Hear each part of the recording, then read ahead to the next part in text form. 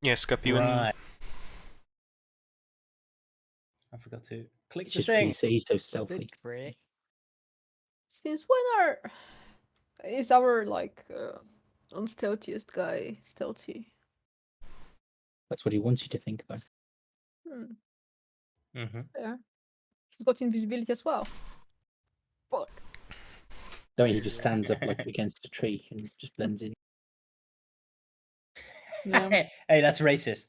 That's a bit racist, yeah. Oh, a tree's like brown, like the bark. Making it worse.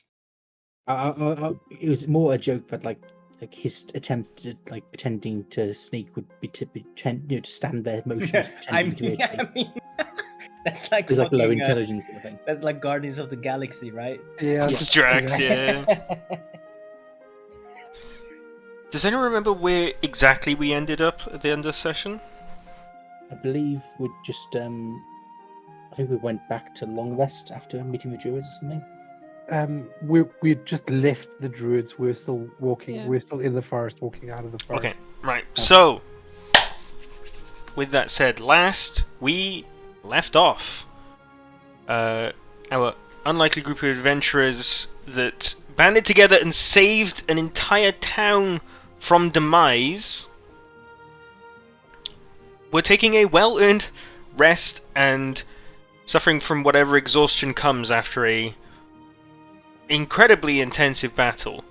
There were some scenes of a funeral. Villagers and the guards that had passed away were being burned, and a small funeral song was sung. Those of you that stuck around for the small ceremony partook in ways that you wanted to. Zinni expressed distress at constantly wanting to look at, go to, and touch dead people. This then manifested in a dream that she had, in where afterwards she woke up incredibly distressed, telling Baylor what happened in the dream. You guys were also told by Captain Merrick Vancor that the Indies were signalled as soon as the Eldritch Shambles were spotted, but they likely wouldn't get here for a day or two, that they would get here the day after's afternoon. Indies being told to you that they were an independent army / militia that exclusively fought the shambles that spawned around the island. And you were told that the leader that was coming to see you would like to see you, and would like, well, likely at least, because he doesn't know he's going to come find you. But you were told that they would likely want to speak to you, especially after the battle that took place and everything that happened. You guys then went into the forest and met with the druids, Baylor's family, as he calls them. There was a very warm meeting and greeting from one of them, and a very cold, distant greeting from the other. After a lot of convincing talking about what had happened, you guys eventually came to some sort of amicable arrangement with the druids, talking about how you were going to deal with the Realm Level Up situation. And then tagging along with the druids was a third person that many of you probably weren't expecting to see, Lamien. Someone who was not one of the druids, but travelling with them, and possessed the same shape-shifting abilities as Anxi. After some questionable experimentation, you guys helped Anxi understand and somewhat unlock her shape-shifting powers. Intense powers of mimicry, unforeseen almost anywhere else. You also... Did you guys leave Flicker with the druids? Yes. Yeah. So, leaving Flicker with the druids to be safe while you finish your business in Realm Nibblegup, we now come back to you, having just said goodbye to Faustina and Valmoira and Lamien, and you are now heading back in the direction of Edgewood.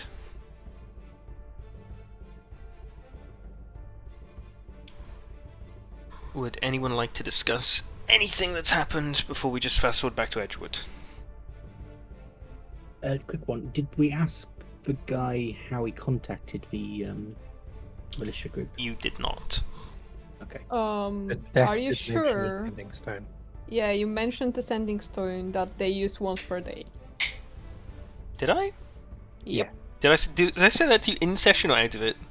In the session. Okay, never mind then, yeah. We literally, I think he told us basically, Right. Captain. My ass just Yeah, forgot then. you did. Thank you. Okay, fair enough. I'm just still wondering what that rider was for. Because if they're not going to the city for help and they got help from them instead, why was it like a guy riding very fast? I mean, if it's like just a merchant, you'd be traveling like slowly, wouldn't you? I think we'll discover what the rider's about. Yeah. At some point.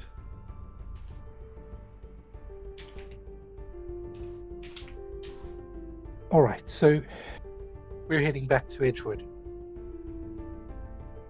Let's go meet these indies and see what they're all about. I think we'll figure out a plan for Dewey and what we say to him once we leave Edgewood. And I do think we should spend a little bit of time in the forest after meeting with the indies, just to give that we spent more time gathering information on the druids than just a quick nip into the forest and out again.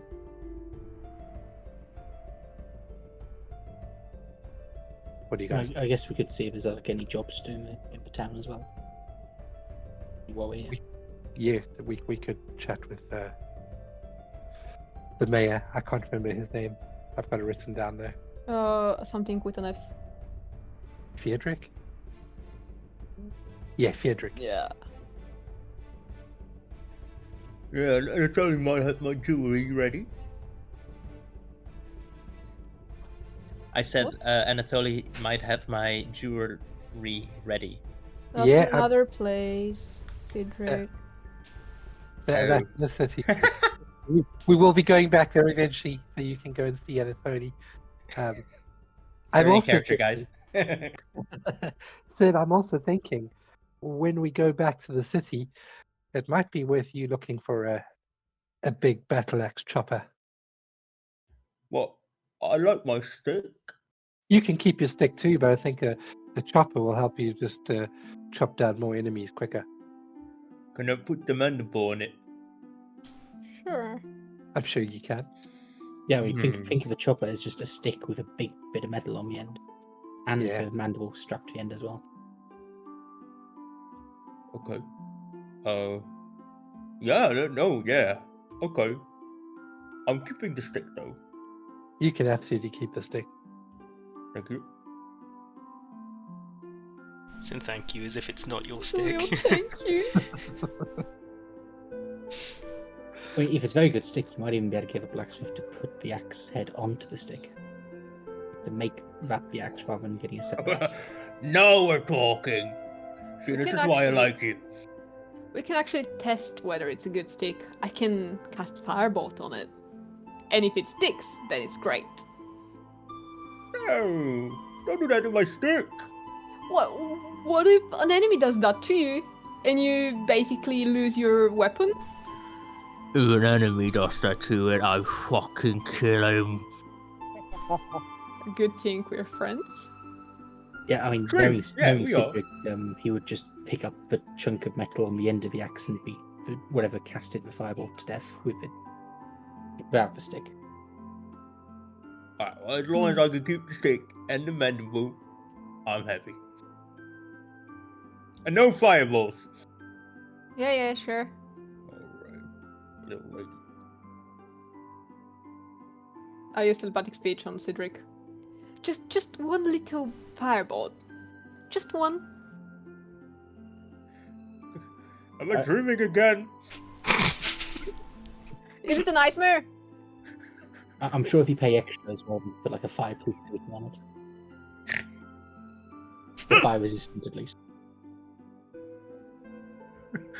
So we're just gonna go. Fucking hell. Didn't hear. Okay. So what were we saying, Shift? Does anybody remember what time the indies are meeting us? Or are going to be in the village?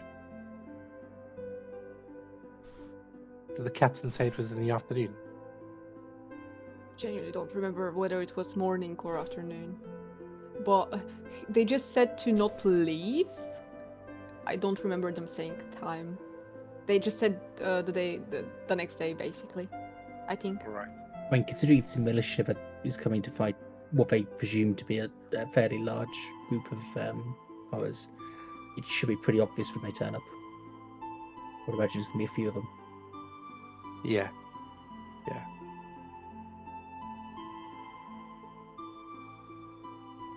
Well, fast forwarding a bit then, you guys do eventually make your way back to Edgewood. How are you wanting to enter the town?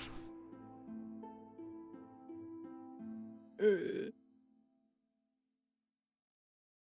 gonna start doing cartwheels.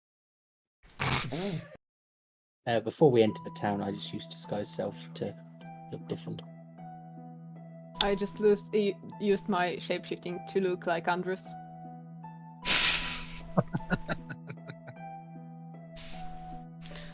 Okay. Sith keeps like blinking his eyes, like he's seeing double. Oh, you're not seeing double. Well, technically, he is. Okay, well, if Anxi's doing that, I'll disguise self to look like Anxi. Great. 2 can play that game. So, you enter into the town again, and it's getting close to midday. You take a look around. There is just still a very, very quiet, somber atmosphere within the town. Granted, like 12 or so people did just like perish a very untimely death, and it was very gruesome for a lot of them. There's a lot of people you can see sort of like gathered around Ellery's general store.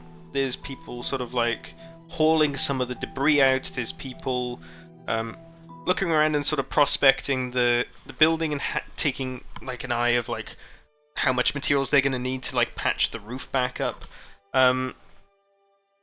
Just a sense of a community slowly starting to get back into the rhythm of normalcy.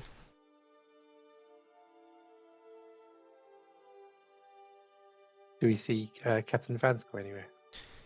Captain Vancore is around, yes. He's close to the general store.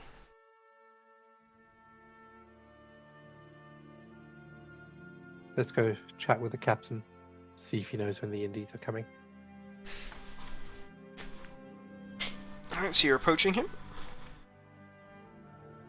I don't know if I should be the one approaching him. Being a druid and all.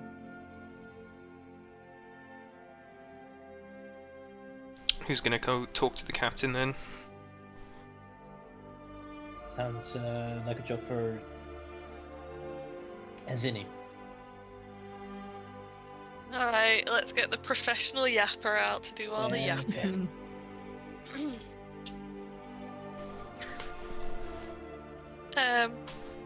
What's his name again? Captain Vancor. Vancor? Yeah, I think so. Yeah, just get the name wrong. That's a good start. I think it's correct because I have it written down. Did I write his name? I did not. Yeah, I'm sure it's Vancor. I've got his name Is written down as Merrick, guard captain of Edgewood, what is called Merrick? Is that not him? Yeah, it's Merrick Vancor. Okay. Yeah.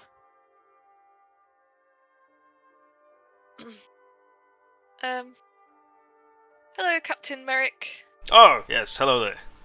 Good sir, good friend. How goes the day? Well, recovery in the town is a gentle process, to be sure. I have no doubt that the Indies will probably be here with a small army, I imagine, not too soon. Again, thank you for sticking around to meet with them. I'm sure they would like to speak with you all. Absolutely, we're happy to chat with them once they're here.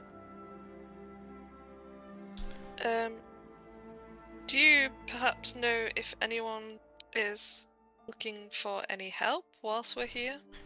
Oh, I mean, there's definitely plenty of help to be had. I mean, poor Ellery's general store. Turns out she didn't have insurance to cover shamble attacks. So that's communities stepping in to try and help best where they can. Help, I guess, would be in the manner of donating timber or labor, I imagine. Okay. We can ask around and see what we can do. Good. Well, I mean, this town already owes all of you the largest favor that any town can. Just know that you're always greatly appreciated. Yeah, you know, we appreciate payments in gold, so... Well, I'm sure that would be something that the Indies would be here to sort, so... Oh, excellent news. Okay. Yeah, in fact, actually, you may hop up on top of the guard tower. You could even maybe see them coming.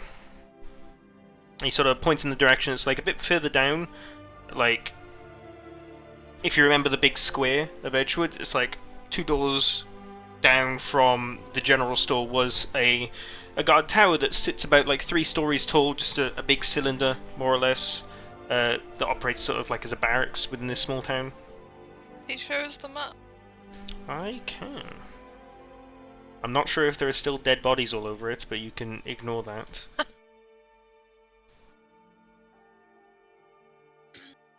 Yeah, you can see just down in the bottom left there's a guard tower.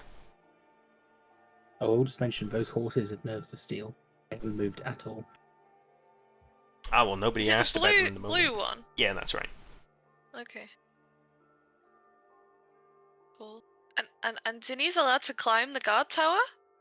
Yeah, just head straight on it. You know, all my boys around here know that you're good folk and you're doing good things. You just tell them what you just want to see when they arrive, and they'll let you up the top, no problem. Do you know if there's a nice view up there? I mean, not the nicest on the island, but getting a look over some of the trees, it's nice to get like a scope of the surroundings for sure. And you can even see down to the coast. What would you say is the nicest on the island? Oh, I imagine some... Nicest is probably, I imagine, either atop the scarred peaks or probably in one of the mountains surrounding Frostbluff, if I had to imagine.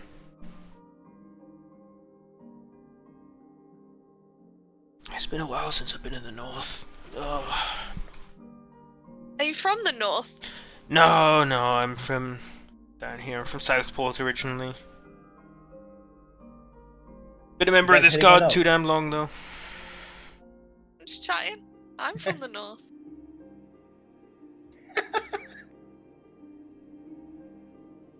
You see, he sort of like looks up into the, sort of like wistfully, sort of like imagining days gone by where he had probably considerably more freedom to do and with what he wished. The scarred peaks. I've typed that wrong. Let me put the I've got it. No, I've just... I'll put the island I've map up just for fetched you, it. just so you can... Yeah. I mean, that's... Oh, well... Wait, is my backstory about the Frostbluff? It has some of that in there, or no? Yep. 'Cause you're from So I'm Northwind. familiar with the Frostbluff. Oh yeah. In fact, you're your fucking your better, dude. backstory even mentions a very beautiful view. Great. Oh, Frostbluff. Yeah, I've been up there. Up the mountain Very itself, it's a very dangerous place, you know. Well, so I've heard. Yeah. Me and my friend went up there when we were younger. Possibly a bit too curious, but... You know. You made it. Children are always going to be curious. But I do imagine that view is quite nice. Yeah, I grew up in Northwind. Oh no, I've passed through Northwind once or twice. Yeah, I've Perhaps got. you know my granny, Oh, your granny? Granny Squiggle. You see him cock his head in the other direction now, really trying to recall some information. I don't recall grandmother, but I do remember a known blacksmith there being quite handy and helpful as I was passing through. I think my horse had had one of its, what do you call them, shoes? They're not shoes. They are horseshoes. That's weird. Why You did we? recall his name? My dad was a blacksmith. I mean, he was the only blacksmith in blacksmith. town, so I imagine it was your dad. Yeah. Badger. His name was Badger, that's right. That's my dad. He made this. And I point to my armor. Oh, I mean, it's certainly well made. I mean, as I would expect of him, he had me done in a jiffy, but like while I was in his shop, I was looking around at the sort of amazed by how his variety in his craft and how much he was able to do. It was genuinely quite something to witness, especially in such a small town. You wouldn't expect it there. Yeah. Isn't it a small world that you've met my dad? Perhaps you maybe even saw me as a child at some point. I'm sure I'd remember something as cute as you, don't worry. Oh, He's got a riz! Damn! I mean, you're going for it. With I'm all the just small chatting. talk. Yeah, I'm just chatting, sure. Uh-huh. Captain Okay, Vancor as well, like, he's you know. just to physically describe him, because I haven't done so yet, he's human, probably in his, like, you'd imagine, like, his mid to late 50s at this point. Some salt and pepper coming into his beard, his hair sort of, like, tied back tightly with a ponytail, but in his guard uniform, he's decently chiseled, and sort of, like, you know, deserving of his station, certainly looks like it. He mentioned a second ago about being in the service of the guard for many, many years. You know, he's, I was going to say quite a specimen, but that's not right. He's certainly a guy that is deserving of his station, I'll say that. I'm Can I just ask a trying to get question? on his. Sorry. Is he looking down or is he like knelt down? When he talks to Zinni, he turns and looks towards her. But a lot of this conversation, because he's just been imagining and remembering, he's like, cocks his head up and starts looking up into the sky and just imagining and remembering things.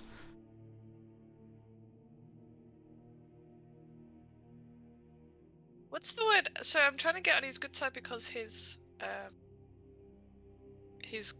guardsmen are like part of Ral Nibblegup, right? And surely he has some influence there. Just go and ask. I mean, I'm just assuming. I'm not gonna. I'm just, yeah. I don't want Dewey to put me in prison. I think we have earned some favor by keeping the village safe. But we You can know, always but earn more. being charming is always Oh yeah, nice. absolutely. We can definitely always earn more favor.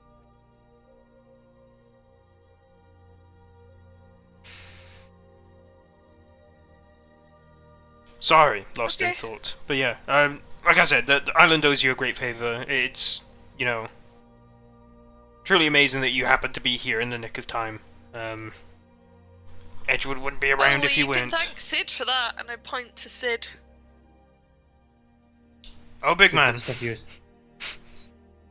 Well, you know, when you heard some loud thumping in the distance, and Sid's immediate response was to charge towards it. So here we are.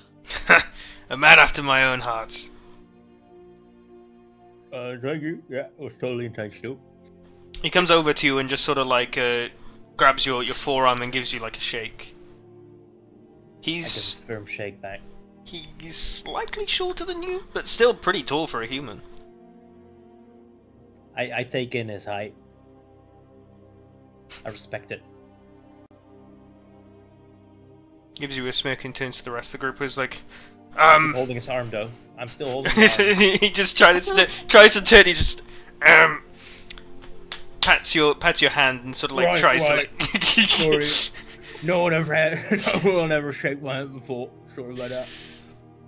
Should you need me, you can ask any questions you want. But I'm gonna help try and coordinate efforts here with poor Ellery's shopfront. Questions now. Nothing comes to mind really. It happens to me often. Sounding like you more and more, man. Right. And he. So what are you saying Let's to go him? climb the guard's tower. Yeah. He turns around and heads back and starts sort of like directing people inside the shop to start moving debris slowly and gently to try and preserve the goods inside. Yeah, you head on over to the guard tower. There is just one guy stood outside it. I'd like to go to our shop and help instead of going to the tower. Yeah, my character will go off into the woods until he's out of sight. Oh, of course. I still look like you know. Yeah, it's fine. Okay. Alright. Don't worry about it. You go in. I'll change to my usual self, just to not, dox him. Okay. So, Zinni, as you come to the guard tower, there is just a single guard stood outside it, sort of like distant, looking around the town, sort of disillusioned with what's going on. Hello, sir. Captain Merrick said that we could climb the tower just to see when the Indies might be arriving. Oh, sorry. Yes, of course. Come right in. And he turns around and just gestures and points at a swirling spiral staircase that looks to go right to the roof. Thank you. As you go in and start to climb the stairs, the inside of this place is really humble. There is literally just beds, chairs, and tables, and like racks for armor, and like nothing else in here. It's literally just a place for the guards to come sleep, and that's it. But coming up to the top, you get a look out, and you start to take a gaze across, looking in one direction. Well, so pretty much like half of your line of sight is covered by the tree line. You can see over some of the initial trees, but what you notice is as the trees go deeper and deeper, the tree line gets taller and taller. You're not sure whether you can attribute that to the trees themselves getting taller or the ground underneath it getting higher, but that covers probably like half your vision. Around to the east, you can see the river and the bridge that you crossed over to get into this city.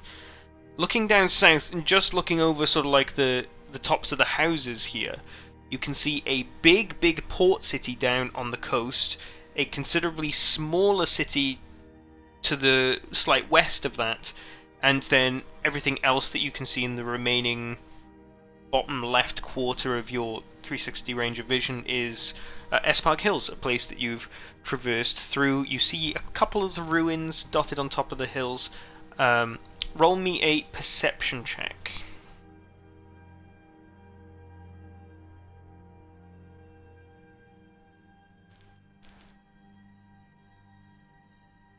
$25. You take a real good hard gaze across Espark Hills, because there is the route that you came through is considerably more well travelled. Looking right past like the first and then the second row of hills, you can see just barely see like a faint greyish black blob of several entities moving in this direction.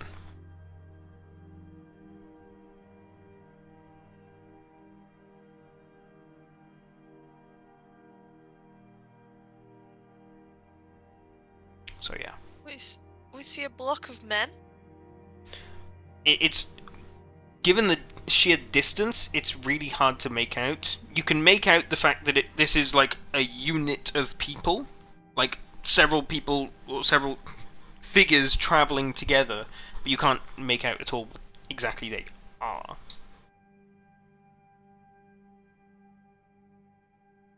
Is anyone up here with me? Is anyone? Sid doesn't like heights. Okay, I guess I'll go back down and report back what I saw. Just a unit approaching the city, the town, and whether it's the Indies, I don't know.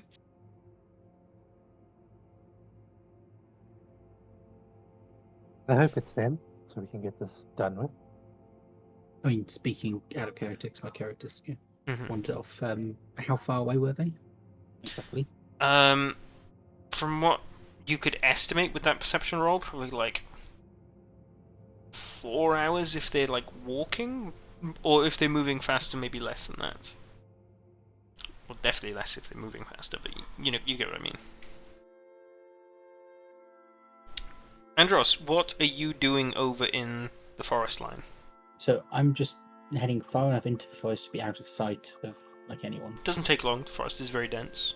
Yeah. I just want to try something out, and I'm just doing it away from people just to be safe. Sure. So what I'm going to do is I'm just going to summon the Shambler, Mm-hmm. command it to basically stay still for 6 seconds, which is one turn, I believe. Roll a d20. Yep, second.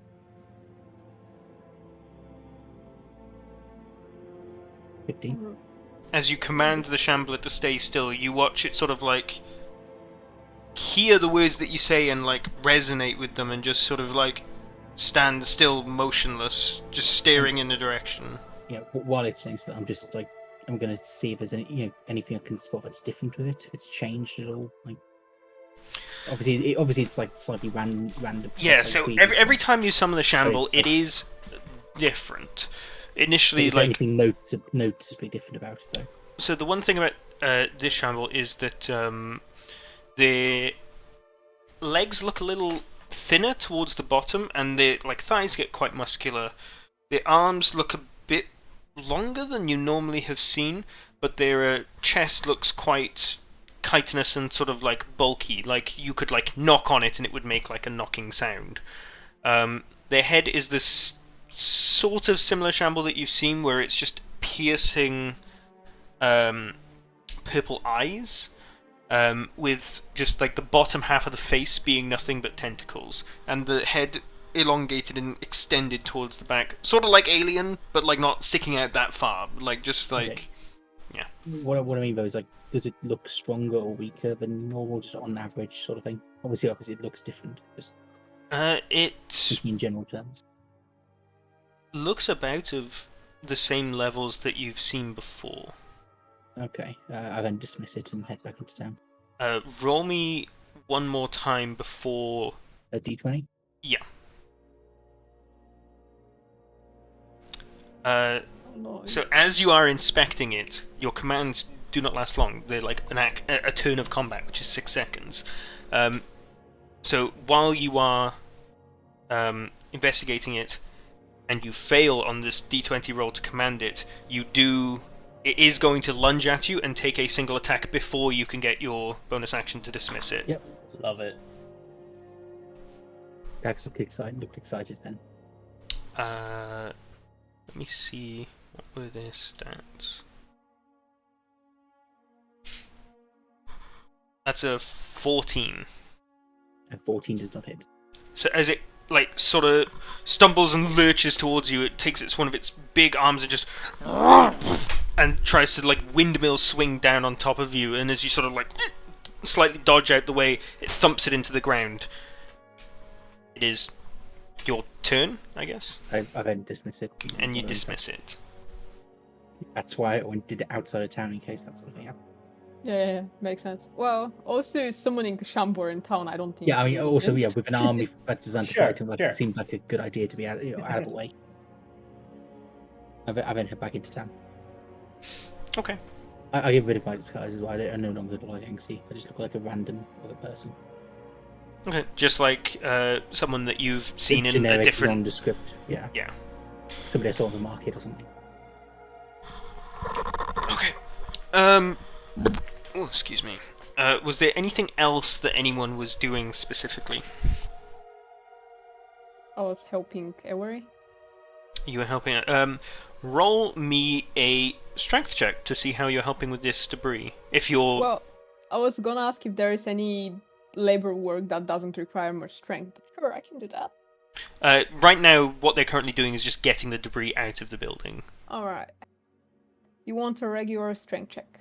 Yes. Just a second to open my character sheet, sorry. Are you still shapeshifted? No, I said that I Okay. dropped it before going there. Just checking. Would your A check, shove not a save. work quite well as well? Check, Or not a would your save. telekinetic shove not work for like pushing debris away? It would. It would actually, and that can certainly if you use that to assist you, make the strength check with advantage. I've already rolled an 18, but It's sure. a strength save, not a strength.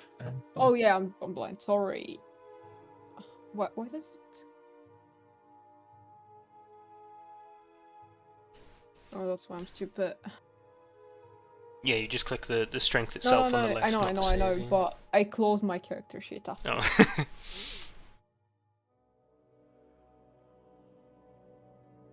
So it's taking ages. Here we go. Okay. That's good.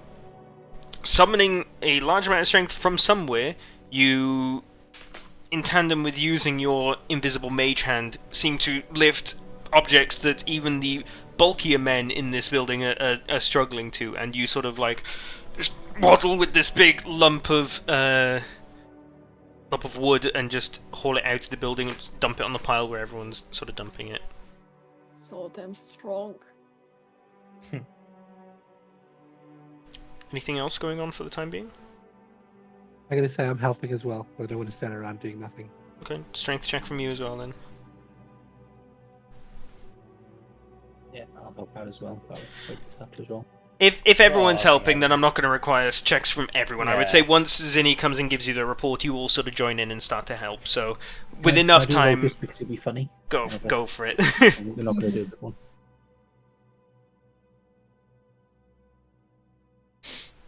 Oh, it's not bad actually. Good try. You all rolled kind of crazy high. That's like a I 19, just an like a one 18, and I fall over and hit my head. 11, 17, 13. You all rolled above a 10. I'm using my mind and it's very fucking strong. So are we just passing time for now?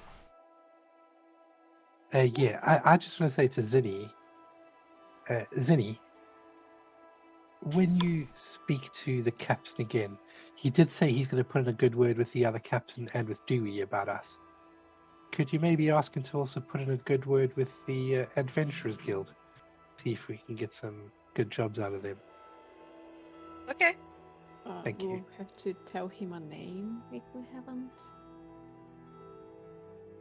I'm saying We will that out have of to give him character. that name.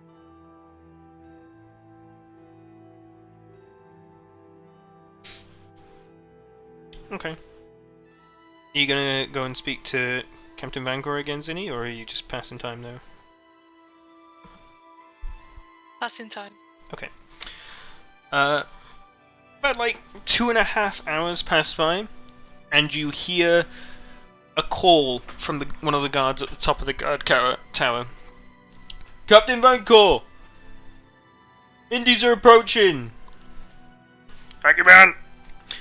And he comes and finds you, 'cause I'm sure you're just sort of in the town square-ish, sort of still helping out and doing whatnot. Indies are just outside of town. I'm not sure which leader they've sent, but I'm sure he'll be happy to talk to you all. But, do you want to follow with while I go and say hi, I guess? Okay. Alright, well, follow me. And he just sort of leads you off the main road out of town. And you guys sort of stand there for a bit. Probably 200 feet ahead, following the road, it bends just around one hill, so you just about can't see a direct line of sight with following the road all the way.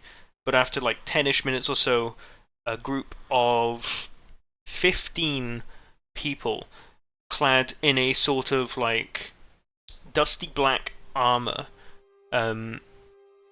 all round the corner, and at the front is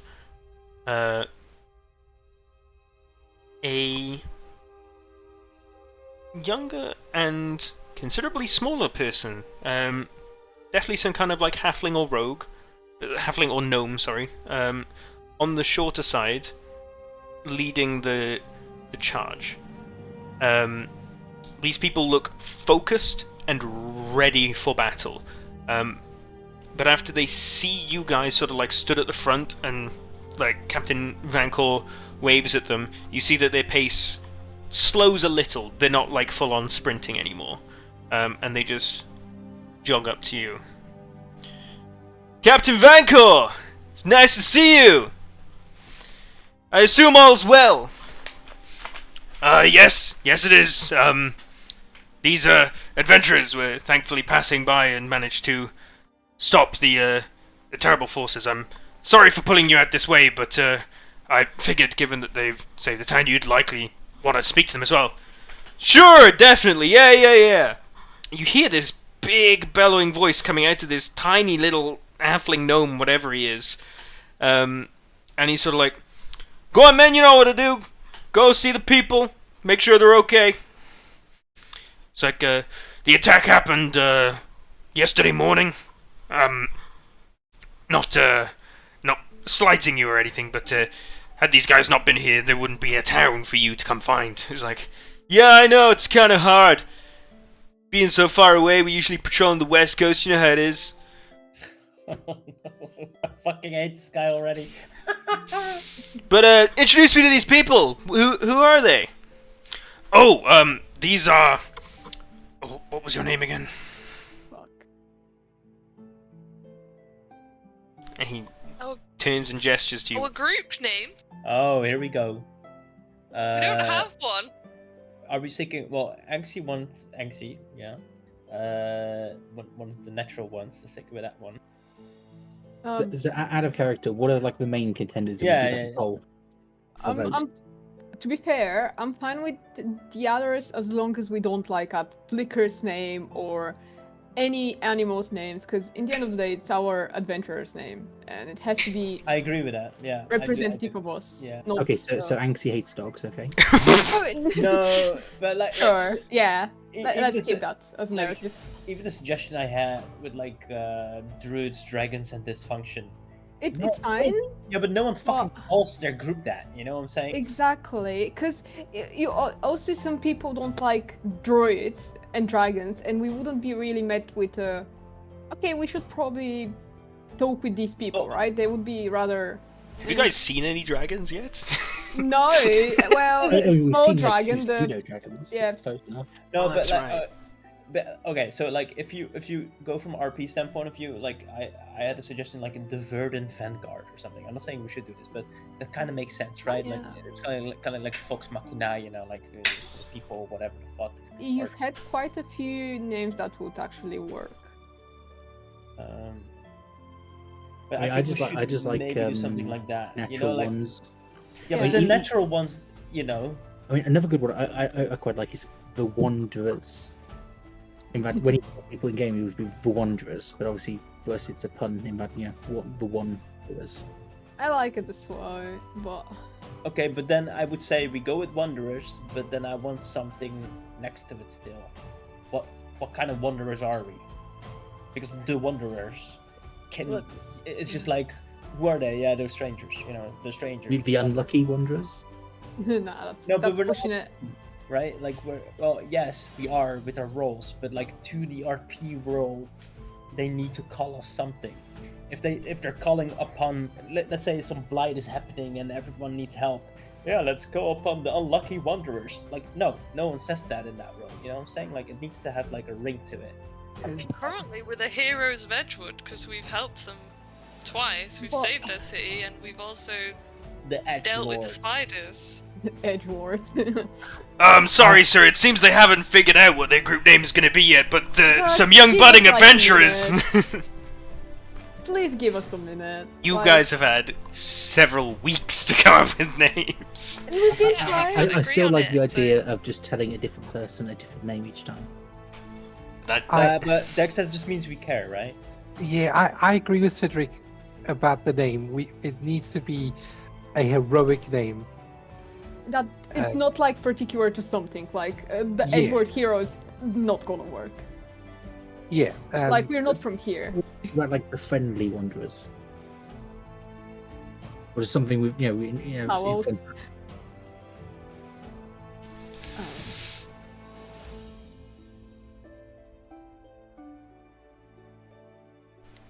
I think How you about guys next can week? come up with Curse? this some other Half time. of us are cursed, or we think we're cursed, so... Half of I mean, us don't okay, have alright. parents. So listen, right? Fox Machina, I don't think that's a fucking amazing group name. But No, it's what just a they play call on it. words. Yeah. This voice machine just like fantasied up. Yeah.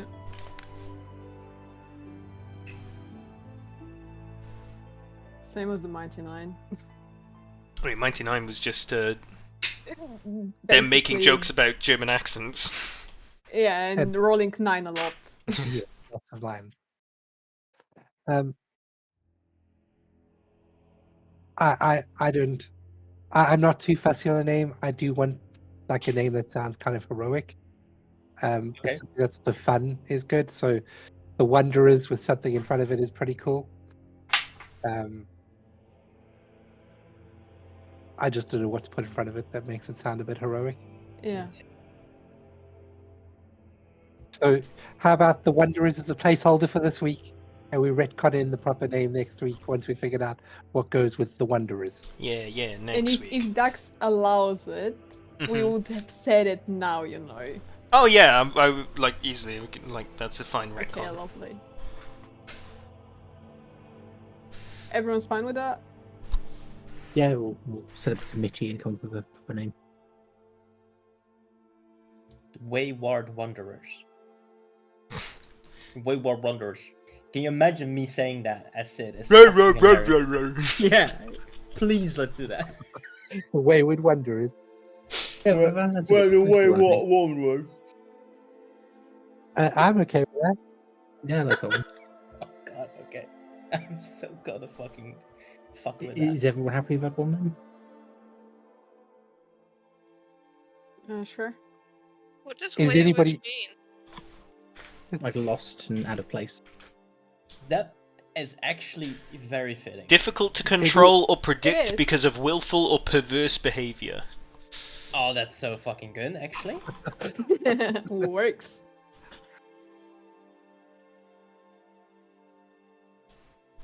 Well, the Wayward Wanderers. Does anyone not like it? Shall we continue with it? I mean, I just RP'd it.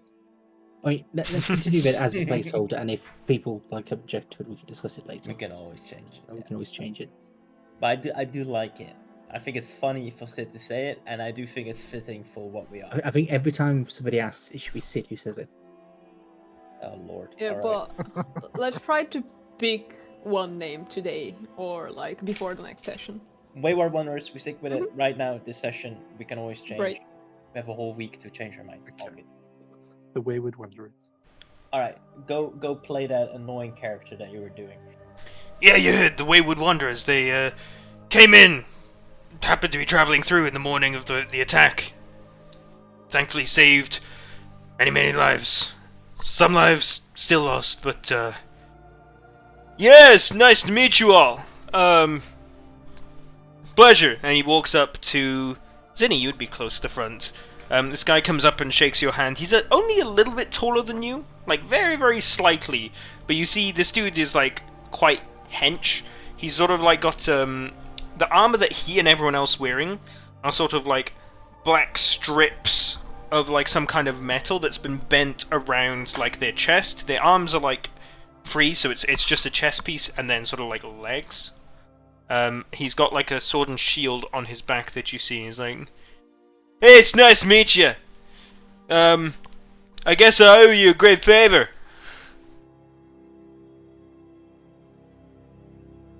I can't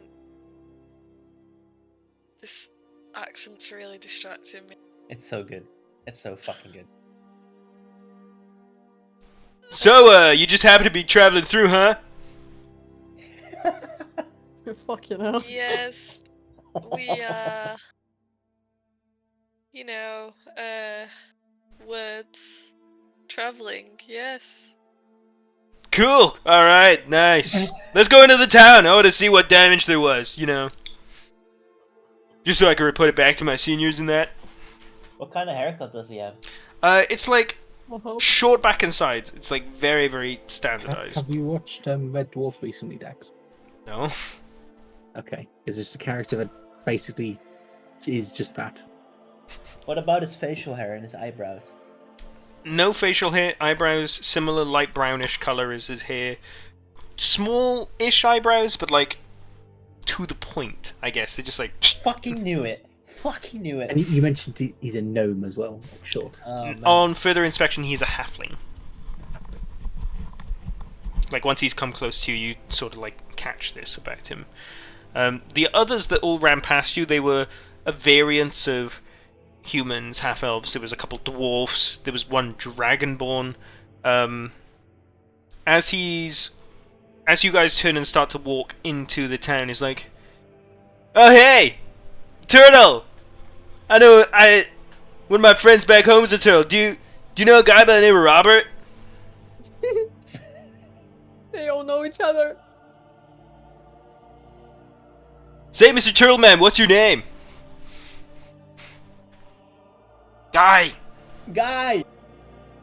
Oh no. are you here?" Yeah. You're very quiet. You alright?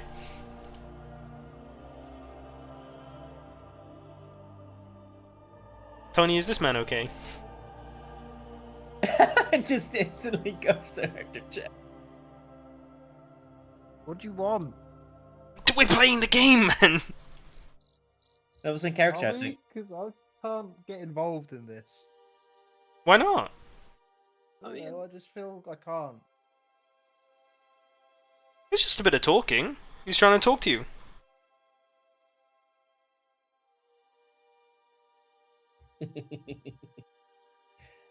Guy doesn't like to be silly. I will tell you, you do not know another turtle by the name of Robert. I'll be right back. My food's here. Ooh. Yeah, so me and Robbie go way, way back. We've known each other like a long time. Say, like, he knew a bunch of other turtle dudes. Do you know him?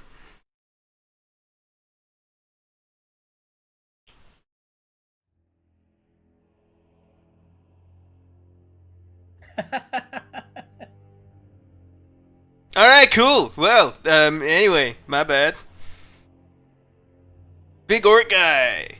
Nice. So, Alright, let's go into the town. And he just sort of like starts walking ahead of you. As he's sort of like taking a look around, so you see him immediately walk up to the general store, starts inspecting the damage. And so like going around the town talking to people, you can hear his voice booming from wherever he is.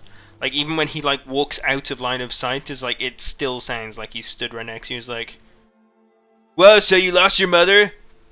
That's a bummer, man. I'm so sorry to hear that." Just like you hear it around the corner, but it's still just as loud. oh my god. is everyone of his party just not saying anything and following him? They're all off around talking to the people that are around. Is there anyone that seems like fine to speak to? Yeah, you can definitely pick out one of them. They seem fine. Okay, I'd like to speak with someone else but Okay. him. You pull one of them away. He's like sort of a young girl-looking half-elf. Awesome. Hello. Hello. How can I help you? We've heard that you've been patrolling around, helping basically the people in need and stuff. Yes, yeah. We got the message to come here, not just day and a half ago. We set out immediately. How does I'm so that thankful that happen? you were here. If you don't notice something wrong, you basically have guards messaging you to call for help, or Yes, all the towns around the island and cities do have ways of contacting us. Indies, most of our patrols are along the west coast of the island because that's where most of the shambles seem to spawn. yeah, you've been dealing with that mostly. Yeah, the I mean shamblers. that's all we do. Yeah. Have you seen anything weird happening because of late? Because this thing here, this whole experience was rather strange. Well- We've never seen the huge Goliath figure before. Oh, you saw. So tell me, what kinds of shambles were there? So there was one very huge guy, which was basically attacking the building that you can see is Right. pretty hurt right now. Except for him, there were some bat-looking creatures, Bats as well. also regular shamblers, and a couple of ranged weird-looking creatures. Can I use a spell to basically Minor illusion, project? is it? It's not minor illusion. It's like similar. Give me a second. It's this one. I'm not saying that word. Prestidigitation? No, it doesn't exactly make. I mean, I can do minor illusion, but Can you? Yeah. So I asked Andres to show her basically what they looked like, the rangers, because I can't really describe them. You show or you can cycle through all of them pretty much, and you just show what each one of the monsters look like. So, wow, okay, we've not seen a Goliath in quite a while. I haven't fought one of them myself. I'm sort of new here. I'm still trying to learn them all. Those ranged ones. What exactly were they shooting at you? Was it like? I wasn't near them. was Do you like remember, acid or Andres? something. It was what? Sorry. I think it was like acid. Oh, like from their mouth? Yeah. Okay, Yeah. that's They were spitting on people, basically. right. That's the ones we expect. Okay. So you've seen all of these.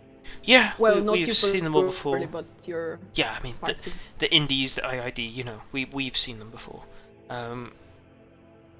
Grant will want to know about that. Did you see where Grant went? No, I hear him. Okay. I'll go report this to him. How did you join them, though? Before you leave, if I may ask. Oh,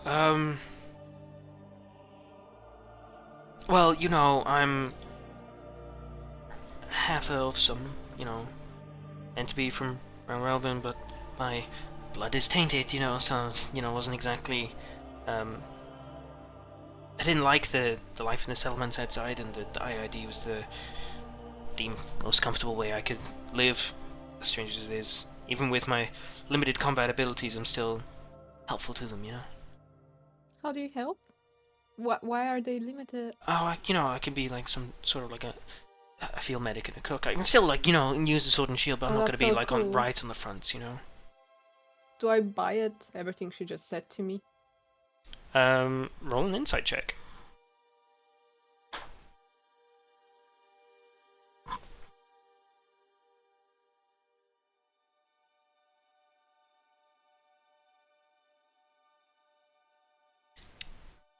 You get the idea that this person's telling the truth. You don't feel any sort of like maliciousness or untowardness with what they're talking about. All right. Thank you for the information. It was rather nice speaking with someone that's experienced that. Experienced is a word not commonly associated with me, but I appreciate it nonetheless. I smile and just leave. Okay. He walks off towards the leader.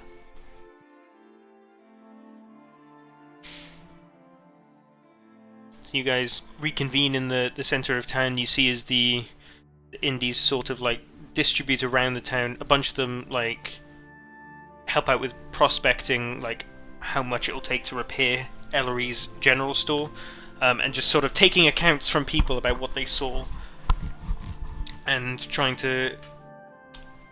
As you sort of like pick up on conversations, they're like trying to find out the direction that they came from, where they originally spawned it, if anyone saw it, this sort of stuff.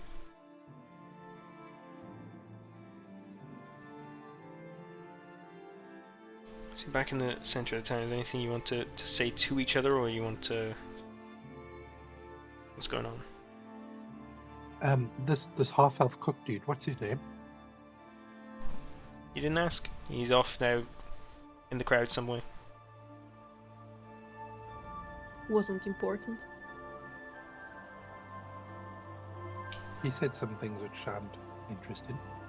Could I ask one of them if, you know, can I just like claim I've heard a rumor that there's people who can summon shamblers? Have you ever encountered anything like that? Wait, so hold on, say that again, Ale? So can I go up to one of them and ask, like, slyly, basically claim that I've heard rumors of somebody, people who can summon like shamblers. Have they ever encountered any? You can't do like a dwarf and pull him aside and... Just to get this through my head, because this is important, you're asking if he's heard rumours of that, or saying that you have heard rumours of that? Sorry, say that again? Are you asking if he has heard rumours about that, or are you saying that you have heard rumours from other people? I'm saying that I've heard rumours. Have they like heard them as well, or encountered any? Alright, well that sounds dangerous and highly unusual. Can you tell me who was saying these rumours? Oh, I just heard them in the market in round up ago. I just wondered if there's any truth to it. No, I mean, it's not something I've ever heard in my life before. Not even whispered or like joked about or nothing. That's proper strange. That is. If you just heard it in your market one time, I wouldn't worry about it, citizen. I think that's just some high tales. Is like back when we first joined as a group, we did encounter something that shapeshifted to look like a person, which seemed to summon them. Shapeshifting to look like a person, do you say? Yeah, as soon as we killed it, it basically dissolved. Ooh. Now that I have heard before.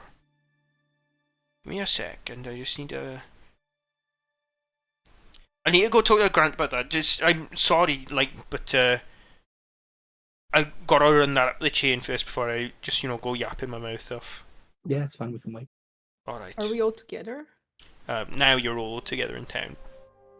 In the centre of town, yeah. Okay, guys, they seem rather experienced. Maybe we should ask them about the weird stuff we've been seeing as of late. First, we can ask them about the sigil we saw on the door. And then maybe Zinni, if she feels safe, she can ask them about her sign she saw in her dream. Maybe they know what it is. I'd probably hold off on the sigil. Just because, so we already know a group that knows about the sigil. We need to go talk to the whole Seekers thing. We don't want to just let everyone on the island know about it in case it is something that we don't want people knowing about. Can we put it in the way of asking them about the sigil on the door in Dewey's courtroom? That would be kind of strange as to why we'd be asking them about it, though, if it's just a sigil in a mansion. Why would we bring that up with, the militia? I mean, if you find a way of working into the conversation, sure. Do we know where to find the Seekers? I think the wife mentioned some of the cities they're in, I think. Or we can ask her when we go back to town.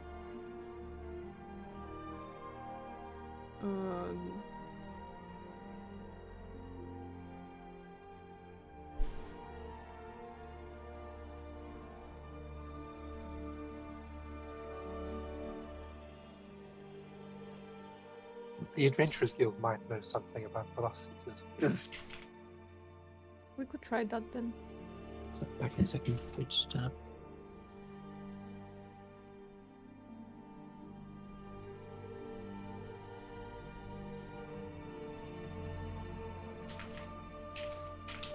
Sorry, I missed a bit of dialogue. I missed it too. I'm zoned out. Well, we spoke a bit with some of the people that are part of this group, and now we are basically talking to each other, basically as a group. And I basically asked whether we want to ask them about the sigil we saw on the door, and maybe if you feel safe, you could ask them about the sign you've seen in your dreams, because they seem rather experienced, and they might have seen some of these things while they were doing different jobs. Well, let's ask them about the sigil first and see how they respond to that. We decided to not ask them about the sigil, just to Okay. keep it for ourselves, I guess. We could also just not ask them anything, basically. Get paid for the work we did and fuck off. Have they confirmed they'll pay us? The captain said that earlier, didn't he? But we haven't really spoken with the main guy to see whether we're getting paid or not. I'd also like to talk to that elf. The half elf. Okay. I mean, you can go seek him out if you want. I'm gonna walk around and see if I can find the half elf. Okay. You find there's no point rolling it. You find him eventually. Like these people seem like they're sticking in for like a little bit at least. Hey, yeah. You doing okay? Yeah, I'm all good. I'm all good. Do you mind if I ask your name? Sure. My name's Marion. Marion. Yeah. Marion, you mentioned that you're from Relvin. Yeah. That's the city up north, right? Yeah, that's right. Yeah. What can you tell me much or anything about the city? What is it like? Oh, you like new to the island? I'm not exactly new to the island, but I haven't travelled across the island much. I don't know okay. much about. Well, Relvin's sort of like an elvish enclave, if you can imagine. It's like, well, like so I don't know if you've seen the maps of the island, but there's like up in the northeast. There's like a breakaway of the land that's like separated by like a river, and there's like a big castle on that little island. But there's a massive town, almost as big as a city, just past the river, and it's sort of like a settlement, I guess, for like all the half elves like myself. We're not too welcome within Relvin proper, and so we all live on the outside settlements. We still go into the city to work, but we don't live inside the bigger city. I just, that's sort of why I joined up with the ID. I just wasn't happy being there and wanted something more. Interested. Being an elvish city, are there many druids in the city? Are there any what? Sorry. Are there any druids in the city? Druids? I'm sure there's a couple. There's always people traveling through, but I don't know exactly. It's not exactly a place that's known for its like nature-based things. I'm sorry, I don't really know what to say. Yeah, no, I was just wondering because if I look at the map, it looks like a fairly forested area. Not a very dense forest, but it looks quite forested. I was just wondering. Oh yeah, no, the forest's beautiful. Like the trees up there, you don't see those trees anywhere. Like it's probably the one thing I'm really nostalgic for. Beautiful orange yellow trees all year long, and they're just. It's not like a super dense forest either, so you can like run around and not be like worried you're gonna stumble into some undergrowth or some like mossy shit. It's just beautiful the way that the light hits the trees and everything. Oh man. Well, I am hoping to see that for myself one day. Sure, I mean that would be nice.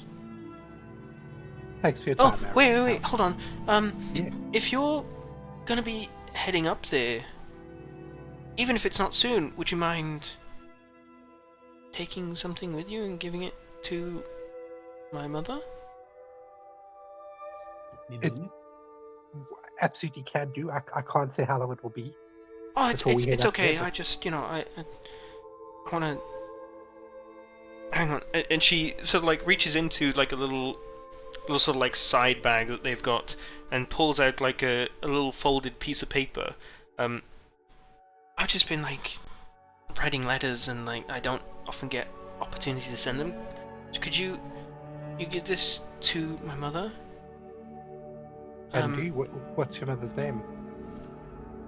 Her name is Bainlin, and she's like a fixer-upper in the city, but you can always find her at the Leaky Tap in the settlements.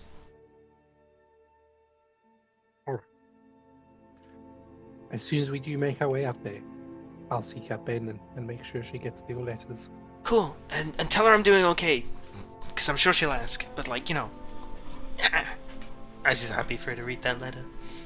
Anyway. We'll make sure to tell her. Thank you, I appreciate that. No problem. And he... Thanks, Mary.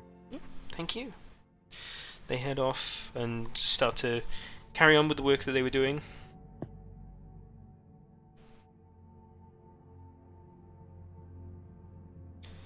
Whoa, Ellery!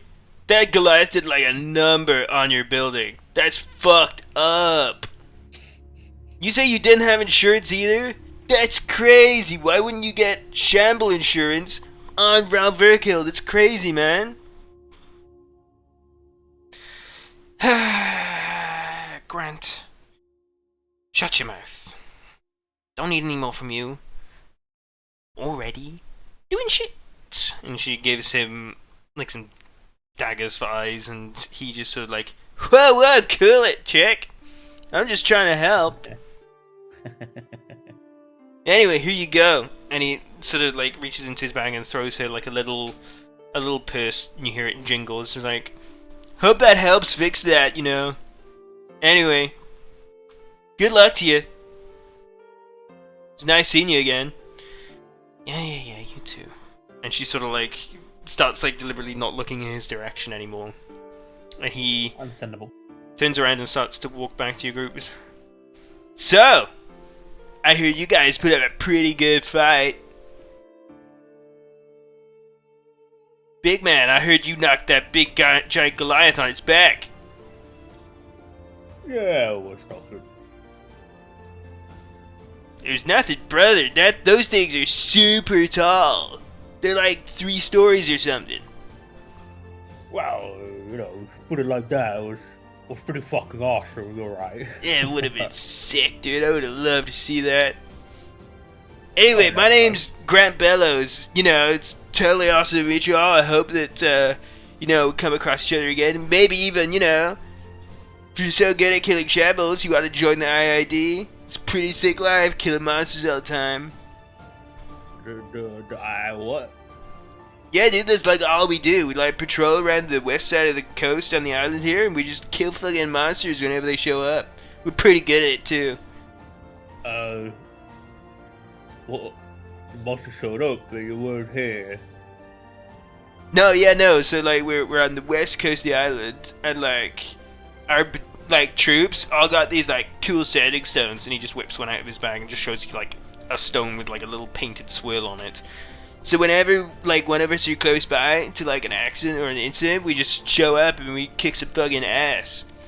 Pay's not that great, but it's like free room and board wherever we go, so it's pretty tight. Wait, so you show up with this rock? No. So it's like a magic rock, and like there's like another magic rock that someone else has, and once a day they can like talk into it, and like I hear their voice no matter where they are. It's pretty sweet. I like the way you explain things. I actually understand what you say. Yeah, man, we're on another level, you and me. We just get each other.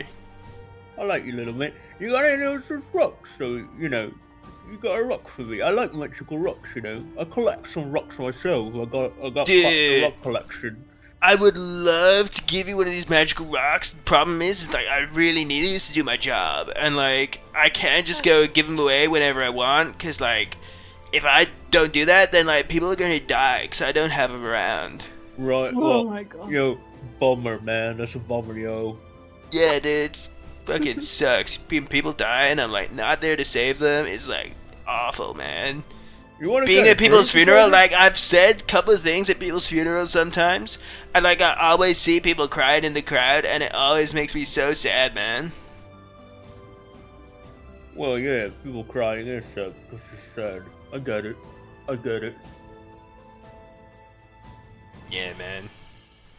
You guys- Yo, man. Yo, kitty, what's up? I- And you see him like as soon as you address him, he starts to try and like take a pose. He like steps side onto you and just like, how can I help you? What do you want? So Guard Captain Merrick told us that your crew would pay us for. Oh yeah, of course. No, I totally forgot. There's like what part of what we do is like obviously we're getting paid to kill these monsters all the time, but like whenever people of the civilians like step up or like a random adventuring group, we like compensate them because like they didn't need to do that shit. So like whenever they do something, we make sure they're like well rewarded for it. Problem is that I don't have the funds on me right now. Like that's the kind of stuff that you've got to go to like one of the central cities to pick up, and like you talk to the Lord and he'll just embrace you. So I'm just gonna like I needed just like time to like write a letter. I gotta like stamp it, and then like you send it to him, and he'll like give you the money. So which city would be applicable? Well, the closest one will be Ral Nibblegut, but like any of the big core capital cities, like Ral Nibblegut, Half-Third, Relvin, and Ironfeather. Dragon's Rest will do it too, but like I wouldn't trust them. They're like kind of tight with their money. Okay, so for your, can I ask a favor, please? Sure, yeah. What do you If would you be so want? kind. Well, you see, Lord Dewey of Ral Nibblegup is a hard man to please. So I would appreciate if you could share some kind words about our group in your letter, if that's okay. Oh, so like these letters that I write are just like a sort of like a statement of like what you've done, how much like the island owes you, and like just a stamp of like former stuff. If you want like a letter of recommendation, like sure I can do that too. It's like not part of the process, but like you're tight. I like you. Yeah, that would be great if you could, He gives you a really wink because he glaze says us. I like you.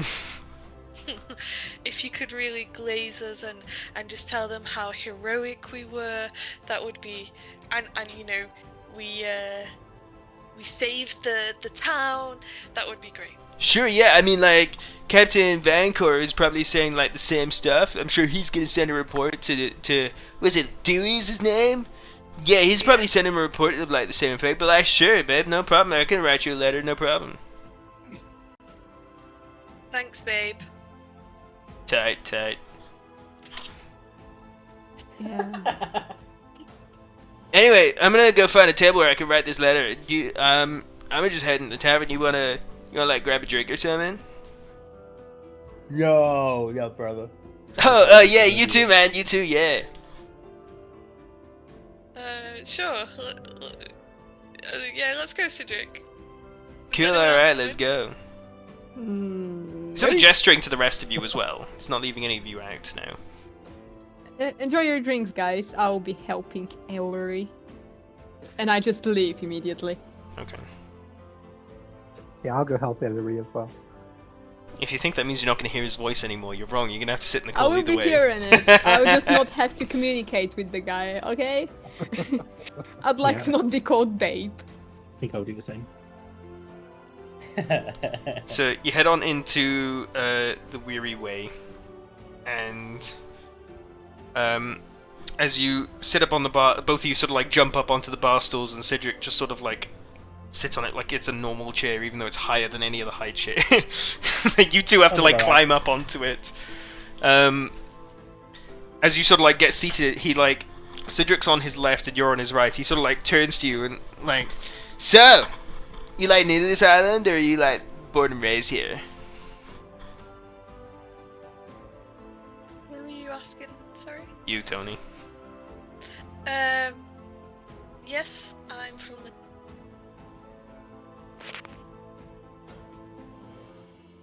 Sorry, I'm from the north.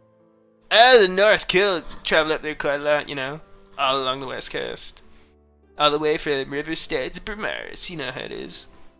So you've been through Northwind. Oh, yeah, totally pass through Northwind like all the time.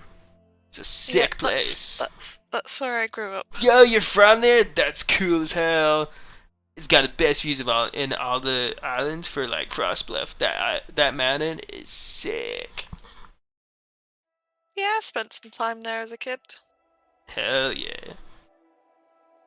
So what are you doing down south? We're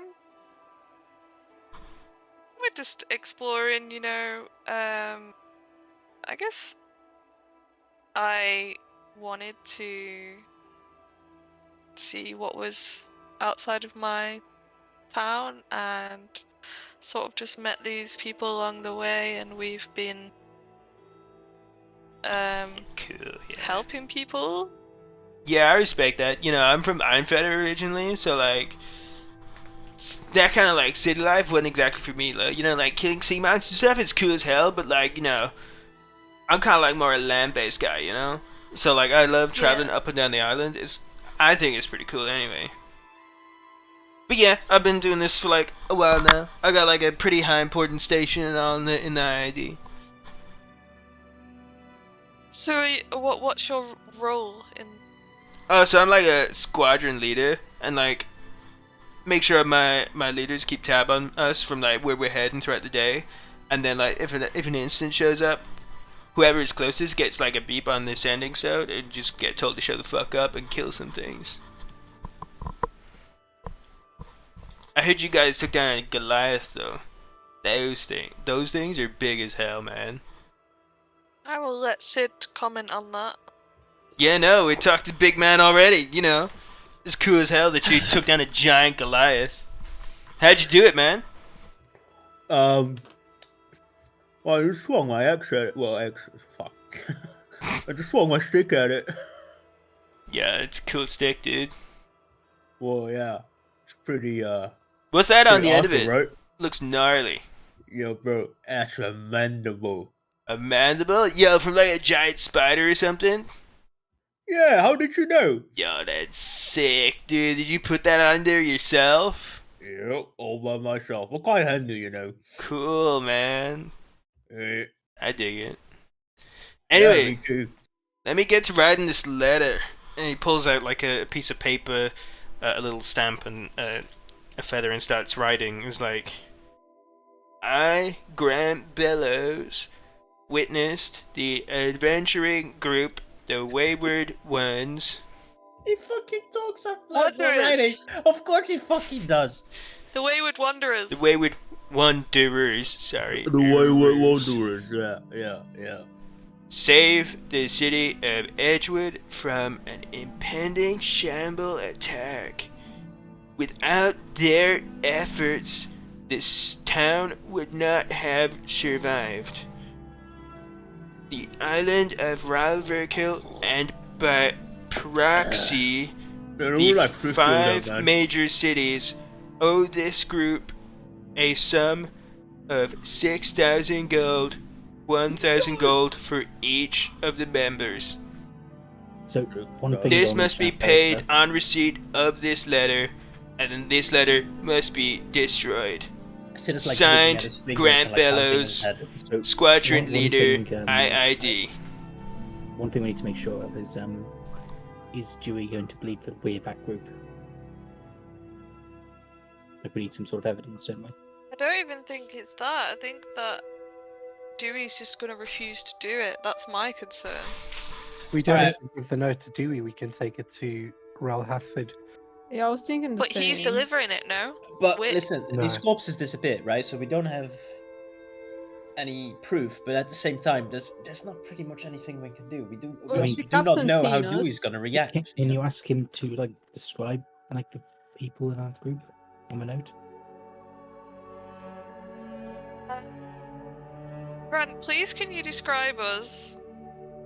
I don't think Lord Dewey knows us by our group name. Oh, you like a new group or something? Yeah. That's cool. Alright, I got you. Let me take a new piece of paper. Addendum. The group known as the Wayward Wanderers. You watched as he sort of like started writing it, crossed it out, wrote it again.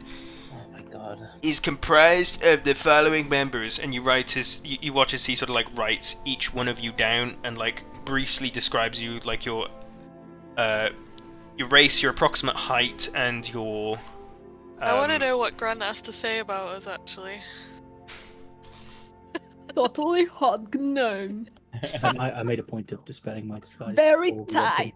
Member 1 is a gnome with white hair, wielding a quarterstaff, around 3'11". Another member is a half-orc, over 6 foot, equipped with a quarterstaff, bracket, muscly as hell, close bracket. Don't forget Sizzle. Hell yeah.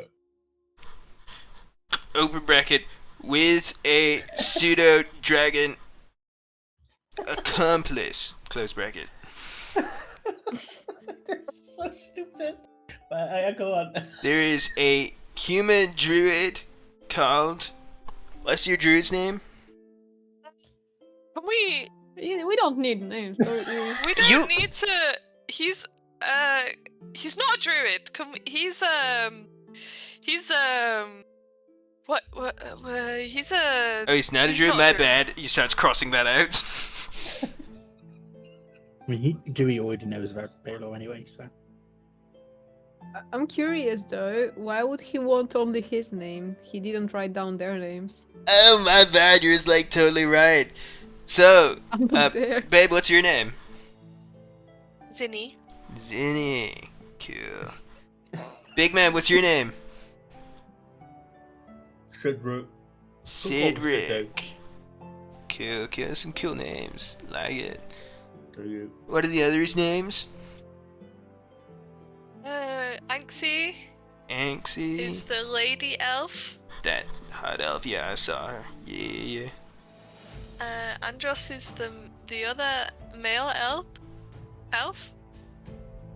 You're half elf, right, Andros? Yep. Half elf? Andros. Yeah. Male, half elf. And Hooded Baylor figure, is the human. looks a little shady, but seems alright. Baylor, 6 foot human, bushy red hair and beard. Also equipped with quarterstaff. You guys got a lot of quarterstaffs. We like hitting things with sticks. Yeah, it's radical, man. I like it. It's a vibe. Right, It's Sid? nuts. Yeah, it's nothing. Like really nothing, you know? So, and he like sort of like after like stamping the letter, he sort of like leans on the desk and like puts his back to Cedric and leans towards Zinni again. It's like, so you gonna be staying here tonight again, or are you heading off? I think we'll be staying here and helping out where we can. That's cool. I'll be staying here too. You know, my squadron will probably take like a night here, and then we'll head back to, you know, where we're meant to be. Cool. Word. Yeah. You know, you can always come find me whenever you want. Just hang out, do whatever. Well, I'm kind of like, do. cause you already killed the things. I'm kind of like got like a day off, you know, so I can do like whatever I want. Do you want to help the general store with us? Oh. Yeah, like totally. Yeah, like we can do that. Sure. Yeah, no, cool. Let's do that. And you watch as he sort of like folds up the letter, hands it to you, hops off his stool, and sort of like starts to walk out. At the general store. Yeah.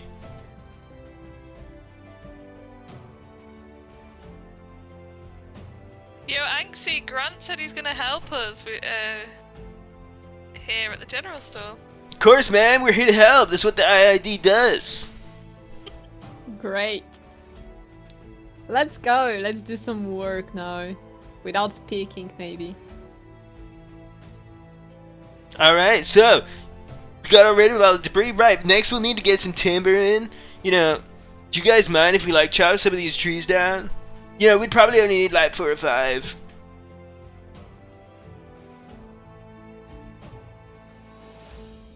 Alright, don't hear any no's. Cool. You go chop down a couple of trees. Let's get this timber. Guys, how opposed are you to me casting suggestion on him? I think that's totally fine because he seems kind of suggestible. Doesn't seem like the the most keen fucking guy to notice that you're doing that shit. So go ahead. He might be very smart. You never know. What does it do? I'd be suggesting him to stop talking. Fucking do it, please. Do it. That's hilarious. What was his name, Dax? I wasn't there when he said Grant. it, so... Grant Bellows. Of course, his Great name's name. Grant. Let's see how to Good put it fella. in. So as the day progresses, you guys start eventually procuring some wood, getting some very makeshift ladders and scaffolding up, and sort of start just like laying a lot of the wood down over Ellery's shop. Now that all the debris has been lifted, she's had a good idea of how much inventory has been lost, which is a good amount, because it like came crashing through a bunch of the shelves, and a lot of the stuff that she sells is like borderline perishable and sort of like stuff for like everyday life, so a lot of it got broken. Outside of the inventory loss, thankfully, her building has been able to be somewhat repaired with all of your help and the IID's help as well. It comes to like evening time and a golden light starts to ripple through the sky. Are you guys going to be doing anything before bed, or is this going to be you just taking a long rest and moving to the next day? Can I chase up the guy about my question earlier? Which question was that? The whole like shapeshifter summoning shambles thing. You go and find the same dwarf again. He's like, "Oh, hiya there, pal. So I spoke to Grant about them shape-shifting monsters he was on about, and he's told me that he has seen a couple of them before, but they don't usually fight alongside shamblers or nothing. They're usually some like standalone monsters on these islands. They're called changelings. They're proper weird. They are. They can like mimic other people, but like their true form looks like a horrifying stick figure like thing. So you seen what? Where did you see it? I think it was north of Riverside. North of Riverside. I'm not sure whether that checks out or not, because they're quite rare to be honest. But like, I can certainly like make note of the fact of like when the attack sort of like happened, you know. You know, all information is good information when you're collating stuff like that. Yeah, I mean, it was yeah, pretty bad. I mean, so you say they're quite bad. How often do you see them? Well, I've not seen any myself, and I've been here like 10 years. But to be fair, I'm usually only fighting like shambles and stuff. So it sort of like depends, because I know that all sorts of like weird monsters are like sometimes spilling out of the hole up north, but that's like a whole other kettle of fish. Like anything can come out of there. It's a fucking hellhole it is. But don't ever go there if you have a chance. Like, Okay, thanks, Ian. no worries, but I appreciate you letting us know, because you know, like I said, just being aware of everything that happens helps us respond to problems sooner. Like,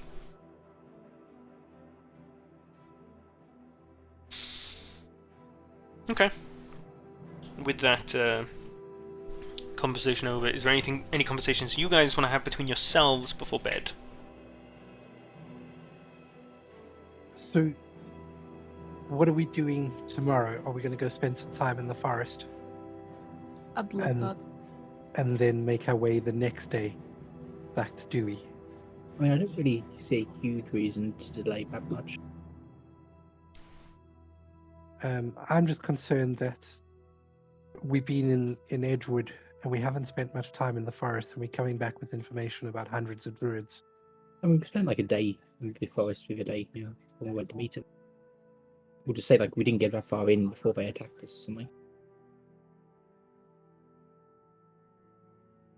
We could do that. Yeah, we could do that. Do we actually want to keep the narrative that we've been attacked by them? Well, I mean, like fended off by stopped going any further. Sort of thing. Yeah, basically told off, in a way, because they were protecting their place. We could say we split up in the forest as well. We don't have to say we all stuck together Mhm. to gather more information. All right, who's going to go in and speak to Dewey? By the way, out of character, did Andros tell us about what the dwarf told him, or is he keeping to Oh, himself? no, I'll just worry about that. Okay.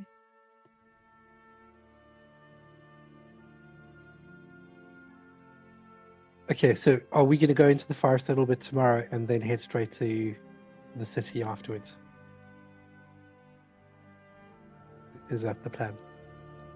I'd love to go, at least for a bit in the forest. Yeah. Yeah, I'd like to gather some more herbs.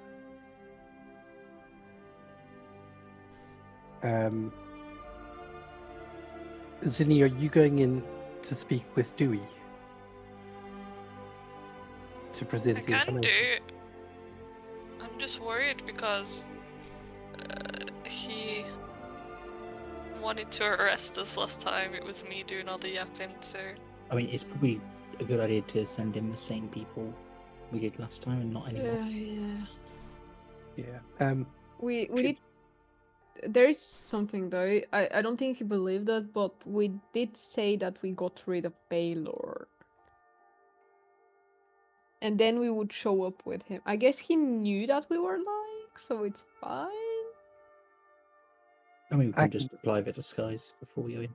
Yeah, I can still change my look. Dye And we my can use hair, invisibility go to up get him through the gate as well. Look where it's going to be watched. Yes, but he's been described in the letter of recommendation as well. So that's a problem. Right, bushy red hair and beard. If we're taking that letter to Royal Hathford, I don't think it'll be as much of a problem. Oh yeah, for sure. If we take it to a different city, I think it's fine. Yeah, but we kind of want to take it to, Dewey, just to get him on our side. Well, Captain Merrick did say he would send word to Dewey. So unless Dewey asks us for the letter, I think let's hold off on that. But Merrick is sending him word of what we've done here, so I think that will count in our favor. But wait, this letter mentions 6,000 gold. Yeah, it's a lot of money, I think. Am I able to alter that number?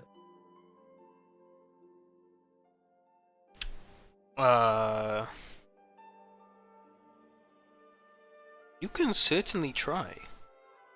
I just put it 0 on the end. Oh no, we're not getting paid that much for sure. I'll leave it as is. I presume it's like standard payment. I'd imagine it's a fairly standard payment. Zinni, could you prepare detect magic for when you go to speak to Dewey? We're doing a long rest now. It's We're coming to gonna rest evening, so before it's we go gonna there. at least be a day before you see him for sure. Oh, just hit a long rest.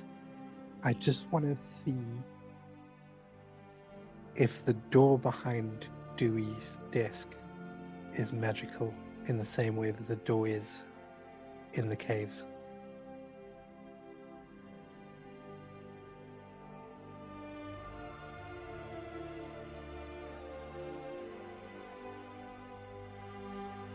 Did we? I'm trying to.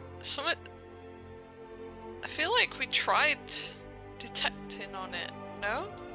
No, I don't think. No, we didn't. We basically just asked him about it. We didn't really do anything to it. We also couldn't, because if we casted anything, he would have been extremely suspicious and put us in jail. Yeah, so if you cast detect magic on yourself before you go into his courtroom, It lasts for 10 minutes, so you'll be able to see when you get in there. It won't last the whole time. But it Okay. doesn't leave any glow on yourself or anything that gives off that you're detecting magic.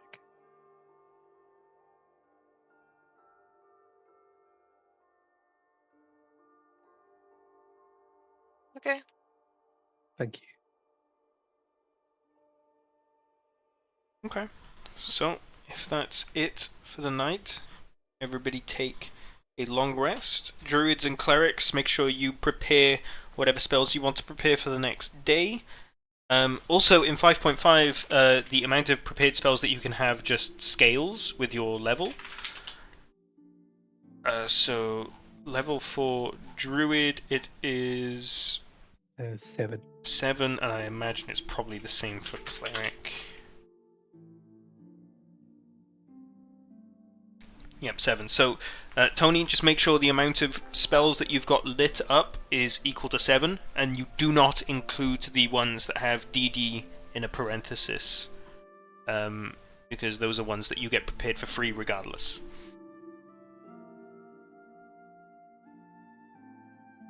Okay. And when you all take a long rest, we are going to take a very quick little break, because I need to use the toilet. I'll be right back. Yeah.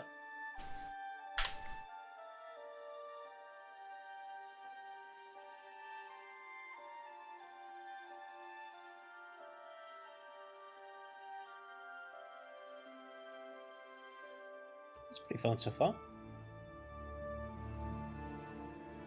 Yeah. Yeah, man, it's been great. I was gonna go for the accent and then I gave up mid-sentence. Your character has an accent. Does it? I mean, what accent are you going for? I was gonna go for the guy we've met with the annoying accent. I was gonna say something like, "Yeah, man, it's totally great." But then I gave up mid-sentence because It's too much. It's too much to handle. Yeah. I didn't want to do it myself, but I was kind of like, oh fuck it, I'll just go with no, it's just great. It went really well with the conversation. it. I just couldn't help myself but laughing like an idiot. But it's just I don't know. Everyone hates him, so Citric must like him, because he doesn't get it. I didn't particularly hate him. I just think he was just too much of a show off. As my character at least thought that. Right. Especially because you show up, you're like that big guy that's been, doing such great work, helping different cities, and then you come up, and the first thing you do is basically start communicating with people, and then go to the fucking bar and be like, I have a free day now. Yeah. Yeah. Yeah, he definitely does it to help people. Yeah, and he's more interested by. I mean, I think he's more interested by the women he encounters. That's for sure. But also like the one thing where he wasn't talking to us, but to some citizens, like, "Hey man, yeah, oh your mom died. Oh, that fucking sucks, Yeah, man." yeah. Like, holy shit, this guy. So you guys like It Grant? does suck. We're not saying anything, Dax. Fuck you. What? Yo. Like, how do you think of these annoying characters? Like, it's impressive. Well, he is adept at being annoying himself, so I think That's true. Fuck. instantly agree. All right. It's just picking like a voice out of the hat, and then sort of like figuring out what character I want them to be. Yeah. They did seem very I mean, I'm pretty sure Dex Well has the put most together. fun with picking these type of voices, right? Totally, man. Sick, dude. Yeah. I mean, we give him a great reaction to it, so I bet. Mm-hmm. Just so you guys know, by the way, you would have picked it up throughout the day, but it's not been said exactly straight away. The Indies' full name is the Islands Independent Defenders, or the IID, and they called the Indies sort of just as a slang. Gotcha. Sort of like how the Lord's Guard are called lugs. Oh, yeah. IID are called indies. All right. Is the main guy a rogue? No. He's got a sword Why and did you shield. mention a rogue then? I He's a just... bard. I said I was meant to say halfling gnome, but I just said halfling rogue. I don't know why. Yeah, no, I was like, did he just spoil him? No, he's genuinely not a rogue, and I just sort of just fumbled in the moment. I don't know what to tell you. I removed possibly a rogue from my notes. Tony, make sure you've got a letter from Grant written into your inventory, so you're the one carrying it. No, I don't know. Okay. Oh, she is here. Okay.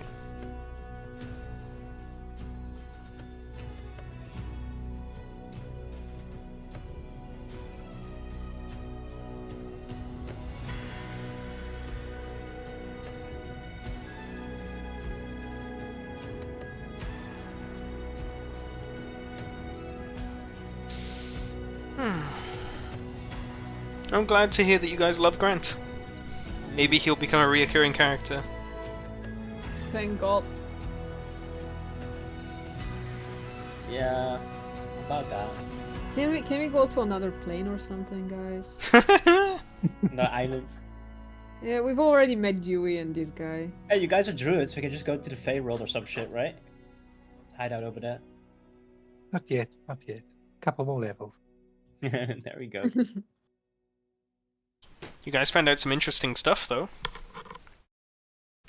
I was pleasantly surprised with the variety of questions you were asking in the Indies.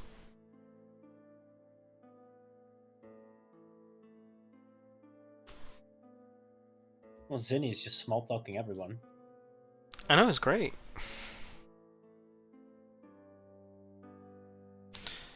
So, we all back and ready to go again?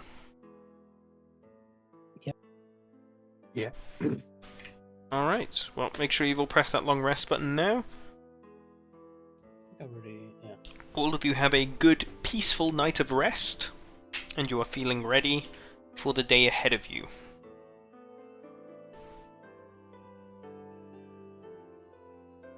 Let's go to the woods! Mm-hmm. Alright. As you are leaving, you do see, as you come out of the rearway, you see the group of indies led by Grant just sort of like outside, sort of like grouped up and looking like they're about ready to head out. So make sure we get back there as soon as we can. You know what it is, you gotta get back on our post as soon as possible. Oh hey, you guys! Sick to meet you all. Hope to meet you again sometime. We're gonna like shoot off right now, cause like, you know, we gotta get back to our job. But like, you lot, keep kicking it. You guys are cool as hell. Right on, brother. Alright, cool, I'll see you around. Come on guys, let's go! And they all just start like jogging off in the direction of the way that they came, the road back to Viridside. They just start jogging. Alright. Okay, so you guys are gonna just head around back of the building and head into the forest. Yeah, I think we should let Captain Merrick know we're on our way. Okay. He's been good. Sure enough, you find Captain Vancor, let him know that you'll be heading into the forest briefly. Or, are you going to say that explicitly, or are you just going to say we're heading off now? We can say we're heading into the forest, that's fine. Okay, great. Just so you know, I did send forward that letter of recommendation to Lord Dewey. I'm sure he'll be happy to receive it, but you should expect some kind of higher treatment, let's say, the next time you're in the city. Thank you very much, kind sir. You've been great to us, thank you. And you've been great to the town of Edgewood. The whole town and every member owes you the biggest of favours and the most gratitude that anyone can afford. You all take care of yourselves, and I hope that your rest of your endeavours go as great as they have. Thank you, sir. Get around. As you guys all walk off towards the forest, you head on into the Asamore Woods. What exactly are you looking to do while you're in here then? Want to spend some time herb gathering? Can we help him with that? Not exactly. Me running around seeing random flowers and being like, is that a herb? Is that a herb? Blue flower, red thorns. Blue flower, red Yeah, I think thorns. the question is, can we hinder him with that? Yeah, that was my thinking process. That looks like a weird, grass. Can you use it? Grass. So, what are you looking for I've got- explicitly? I've got 15 golds worth of herbs for healing potions. Wasn't it 50? 15, 1 It 5. was 15. Oh god. Um, how much more time would it take to get another 35 gold worth of healing herbs? Another 35? Probably the rest of the day, but it also depends on how you roll. Raw 20. Okay, Yeah. so survival check, right? Yep, survival check with proficiency. If you don't already have that, I can't remember. Yeah, it is ticked. So Okay. that should be with proficiency. 14. It takes you until, like, mid-afternoon. Dax, how long would it take us to go back to the city? It's like...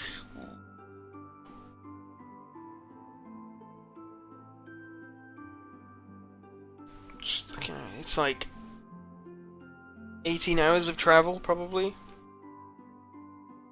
Maybe we want to time it when we head back Right. when it's dark. Yeah, so maybe once you're done gathering herbs, we can start moving, and then... I don't know. Well, I mean, we can head back and just camp outside until it gets dark. How long can we travel once we've gathered the herbs? Until exhaustion. Well, not like complete exhaustion, just before we start getting exhausted. It's pretty hardcore. You guys will...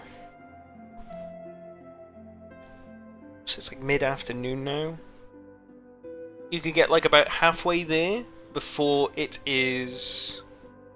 Before it turns nighttime. Like actual darkness. Halfway. Okay. That doesn't sound that bad. So after a long rest, it would take until midday to get to the city? Like mid-morning probably if you set out at first light. But midday if you were just Okay. having a full long rest.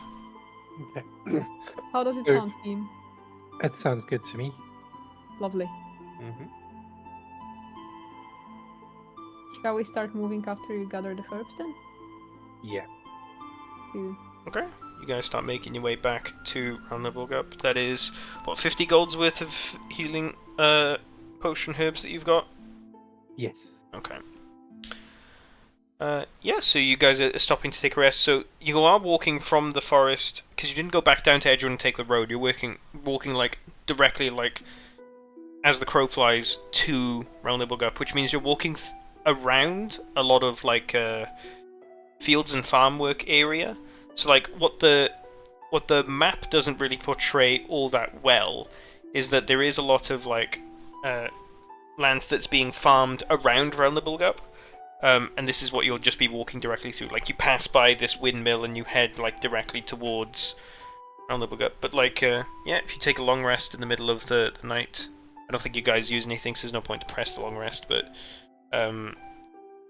yeah, if you want, we can just skip forward straight to you being at the gates of Roundnibelgup at, what they say, like, midday? I wouldn't mind. Yeah, let's do that. Okay. So, it is now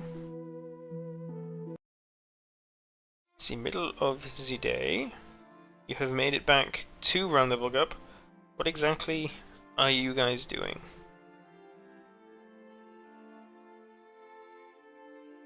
Are we we in- inside or outside the gate? You're just outside the gates.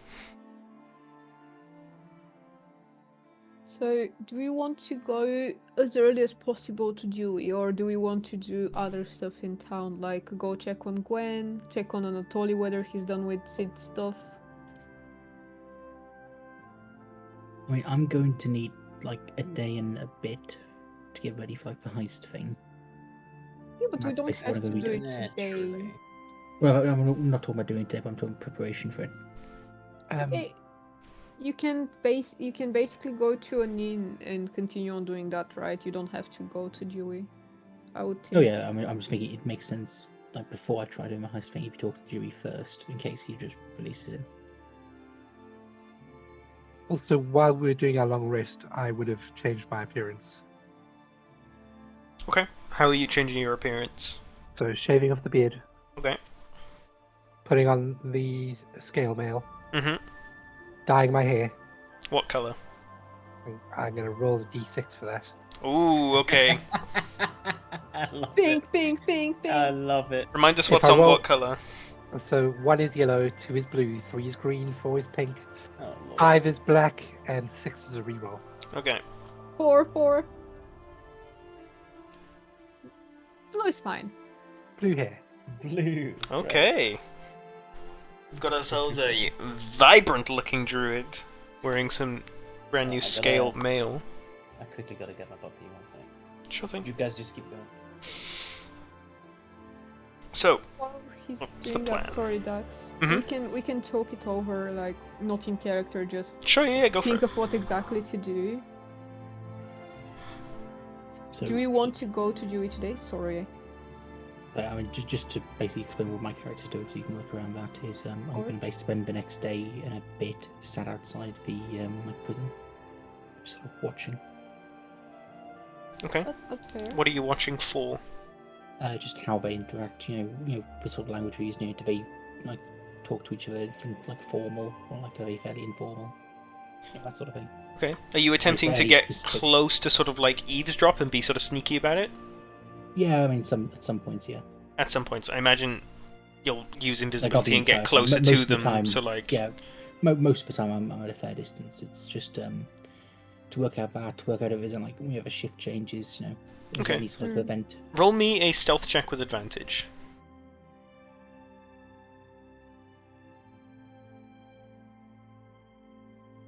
Okay, now roll me a perception check. Advantage or normal? Normal. Okay. So, you are able to get within earshot on a few occasions throughout the day or two. As you're eavesdropping them when they don't believe that anyone's listening to them, you hear that they start talking a lot more informally, and it's a lot of what you would expect of public sector workers complaining about their boss. A lot of them are not happy with how rigorous Captain Marvok has been like assigning duties, and a lot of them are not happy at the prospects of being given shifts to work inside the mansion. You know, like protecting standing guard, being around Dewey. Outside of that, you hear some sort of like rumors about some guards that are going off and going to casinos and gambling their earnings, but outside of that, you don't pick up any further information. Okay. That's basically my character for like the next day. Done. Okay. So, in the meantime, would we want to send some people to Dewey and get the situation with the druids under control, I guess? Or would we want to go check on Gwen? Are we still in time for Dewey's midday, or would he see us at a different time of day because we have a mission from him? If you go straight there from the moment you get there, you would be able to make it. If not, you'd have to wait for the next day.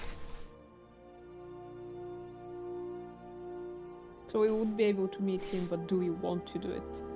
I mean, he did give you guys like a time limit as well, so it's like, is there any reason to delay? That's why I'm asking, I don't know. I'd say let's rather get that done. Okay, so shall we talk about what our plan is? Get in. Who's going? Is it me, Zini, you, and Sid? Since Andres is not coming. Is Sid not coming? Like, I suppose we could all go. There's no reason why we can't. and what exactly are we planning on telling him? Basically, we've seen a lot of druids that are extremely huge, and we try to showcase how big, I guess. I don't know. Yeah. We want to indicate that there's hundreds of druids. Yeah. I mean, one thing I was thinking as well is if they do clock Baylor as a druid and the disguise doesn't work, you could claim that he was exiled from them and is now wanting to help like us against him. Guess. We could just say for now, if they ask, I'm a fighter. I'm wearing metal armor. Yeah, he Which is doesn't not a really druidic look thing. like a druid right now. I think the first question would be, where's your weapon? What weapon do you have? I mean, being armed with a quarterstaff would usually You be got a a quarterstaff, giveaway, that's but the fact that like 2 other members of your party are using quarterstaffs and they are definitely not druids is passable for sure. I mean, can't we just go and pick up like a random axe or something Sure. from the... Yeah, you could go buy Cedric's axe and just have Baylor use it for now. Yeah, we can also just get Cedric's axe, exactly. Yeah, and then I can just carry it. Okay. So, what weapon are you going to go buy for Cedric?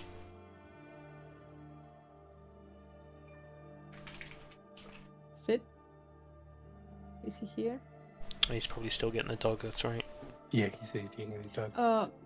Where exactly was the blacksmith in this town? There was a couple. There's one here, Oh, so it's on the way. and there's one up here.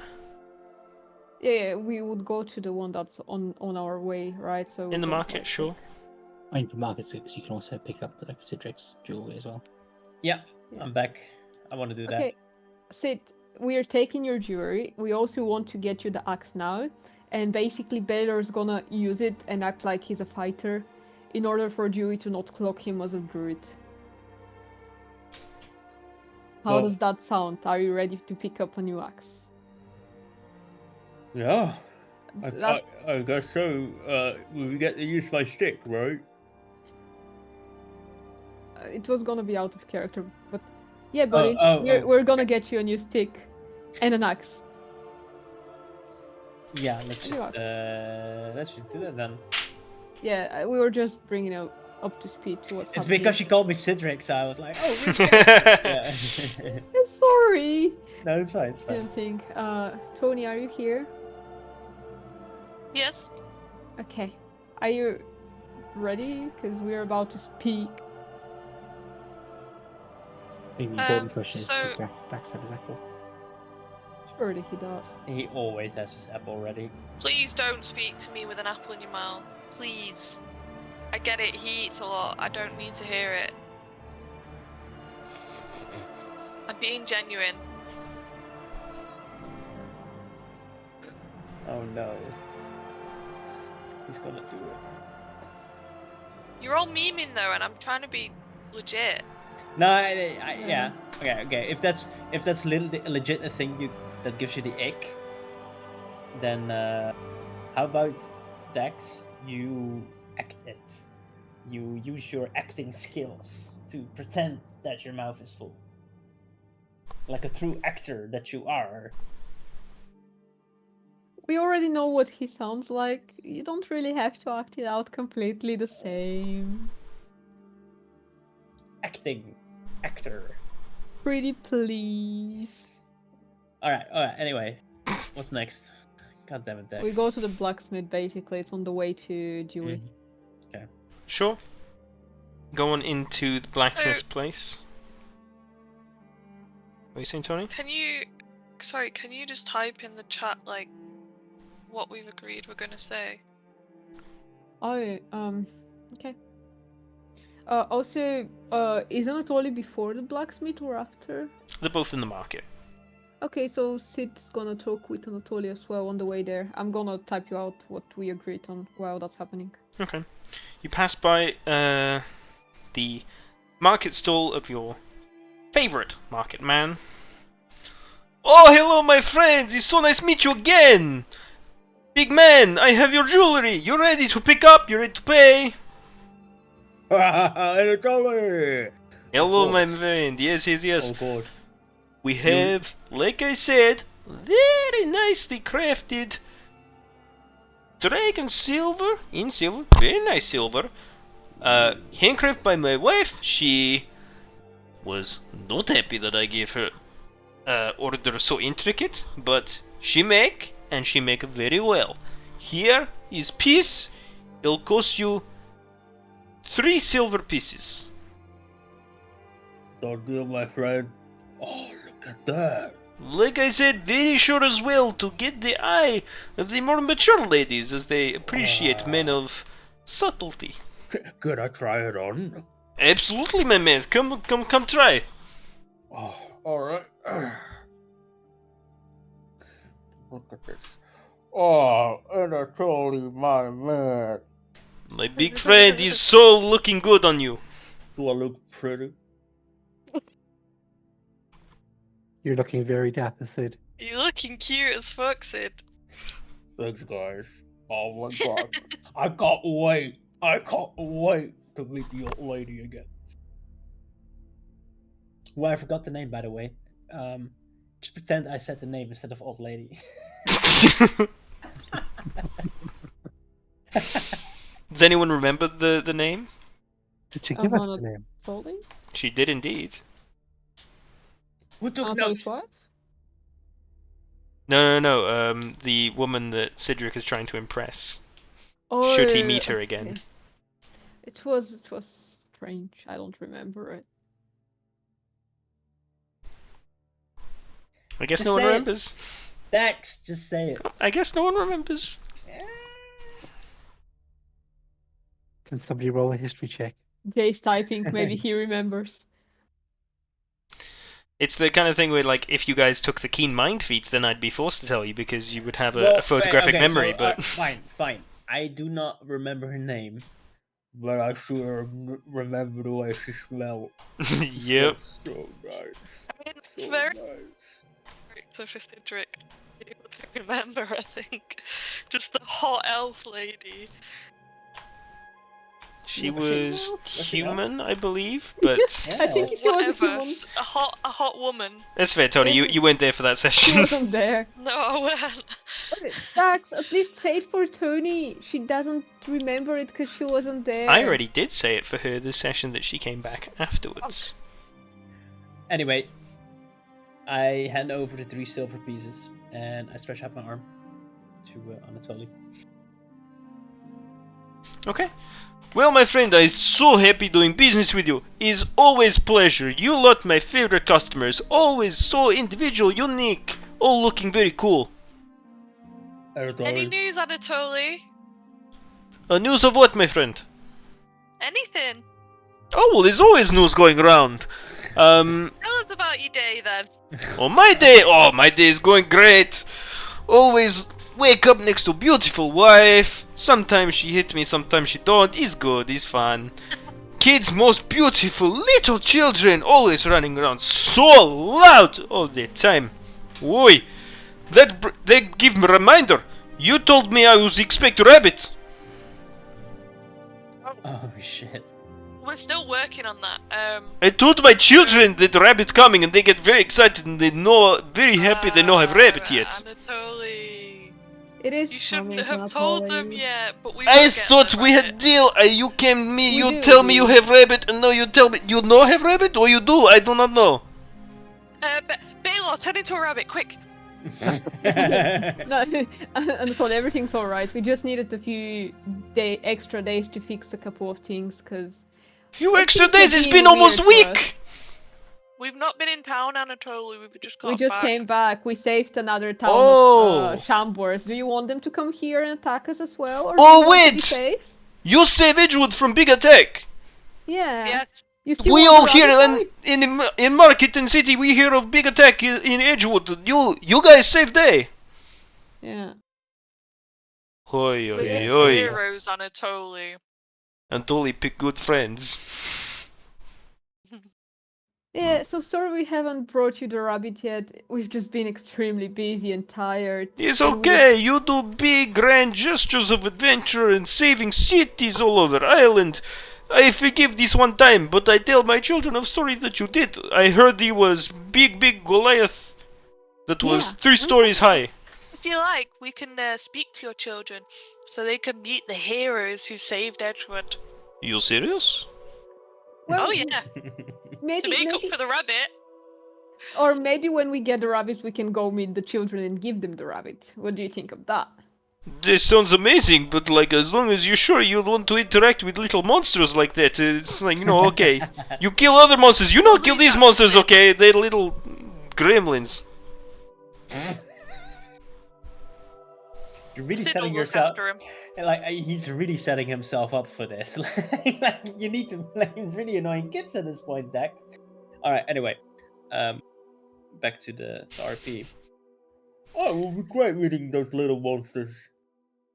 I mean, of course, I will welcome with open arms. Good friend of Anatoly, good customers as well, you know. But, you know, not many people come meet family. It'd be nice. When you say little monsters, do you mean you have little monsters for kids, or... Oh yes, my children, such little monsters, always running around, screaming, harassing other children, stealing toys sometimes. Oh, it's so difficult, man. Oi, oi, oi. I know not what to do with them half time. Do they look like little monsters? Well, depends. You think I look like monster? Because they look like me. Oh, no. You're the most delightful children in the world, if that's the case, Anatoly. Oh, stop it. I don't know how to take compliment. You shush yourself. Does Anatoly have a beard?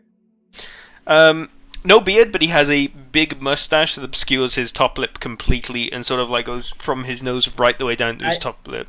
I look at the group and I go, oh, I never seen children with mustaches before. It's gonna be great. Well, sure. But yes, like, I'm not sure when. I will talk over with wife first, just in case she say no. I sure she say yes. She understand customer very valuable, and you're good friends of Anatoly, yes. Great, thank you. Okay, well, my children expect rabbit, just so you know. Okay. And they Like, will even if go. you don't find the rabbit, you must buy rabbit and give, because they wait. That can be arranged. Good, because, like, I don't want to suffer the wrath. The wrath of your children? Duh, you, sure, you know, like, hear what I tell you about the monster? How many do you have? 2. Da. You're making it sound like you've got like 8 kids. Well, I might as well, with how much they run and they scream. These children do not stop. Thankfully, I get nice market stall, where I come almost all day, and leave kids with wife. Do they help her make jewelry? Oh no, they pester the fuck out of her. The book. The book. They don't leave her alone, she gets so angry, sometimes she throws little bits of jewelry.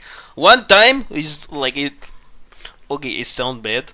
One time, my wife throw little ring, and like, it like hit my boy in head, and like, didn't fall down from head. It was stuck. It didn't go like in, but it was like thrown so hard, it like, you know, he had to come like take off it, and like, it was very funny. I was around the one day, the market was closed.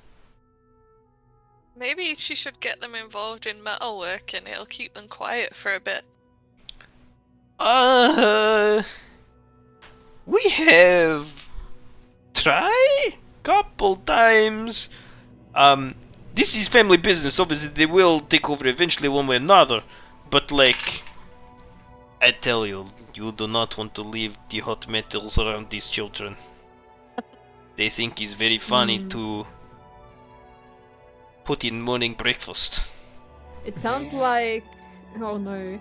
It sounds like they would be very good working here in your shop, talking to customers. No. This my place of peace. Do not bring that evil here.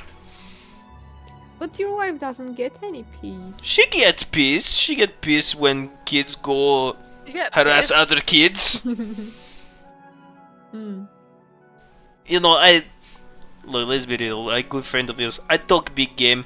Children, they good, sweet children, but like, Now they're yes, sweet. they a bit annoying. Yes, I play up a little bit, you know.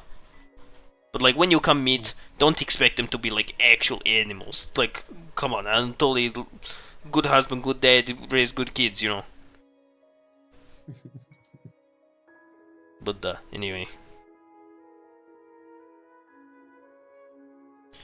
Well, sorry, I stuck reminiscing about hometown.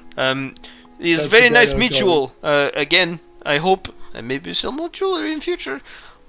Please, if not custom pieces. cool. My wife get very angry when like I have her make big custom piece. But like you know, anything you see here is always very good quality. You know. After you meet wife, you know it have to be good quality. Sounds good, I told you. Alright, my friends, I mean to ask, how go meeting with Gwen? I see her around a couple times and she look like she's doing amazing. What happened? She's got a new lover. Oi, I do not believe this. What you mean? Well, that's all I'll say for now. But we did look after her for a little bit as well. You can't tell this oh, lady who's mentally unstable that her husband dead and now you tell me she have no lover. And she seems fine, doesn't she? Maybe she's more Poor mentally lady unstable than I previously thought. Oi, was not expecting turn of events. We looked after her, and let's just say Bela took some extra care with her, if you know what I'm Bill, this big blue man. saying. Oh not, yeah. not like that. Not like that. Just looked after her. That's all. You know, in the same room. Yeah, they were love sharing can the happen same in many room. mysterious way. You know, like, you know, you can't let don't let the emotion of the ocean stop life from happening. You know, it's like, you know, things just happen. You just, you know, let it happen. That's what happened with me and wife. You know, we unusual circumstance led to happiest marriage on earth. Her Now you husband have died and gremlins. you found her? Yes, now I have gremlins. Sorry, what you say? So her previous husband died as well, and then she was very unstable. No, and you no, found no, I her? tell you that my circumstance also unusual and led to very flourishing happy marriage. I'm happy for you guys. Yeah, it's good. Alright. Davai. Right. I have good race customers to take care of. You go do your business. It's nice to see you again, but you know, I'm totally here because he need make money. Excuse me, beautiful lady, I see you over there looking this direction. You know you want to come, and like as he's already like walking away from his stall to try and like get another customer to come over. Yeah. Dax, you know, for this accent, I'm gonna get you one day. Huh? What do you mean? Adding the little da and dabai in it. Oh god. I'm just playing the authenticity, you know? Yeah, I love it. I love it. Have you ever noticed that Sid's accent is British? Like, I find Yeah. that quite insulting. He's playing a wonky You character do with a not. British accent. You do not find that insulting. I mean, I it's do the think thing. he's sending a Love it. message, though. No. I don't. The thing is, I am like, it just came to be. Like, I literally, Aw. like, I don't know. As soon as I stop my finger I put my finger in my mouth, right?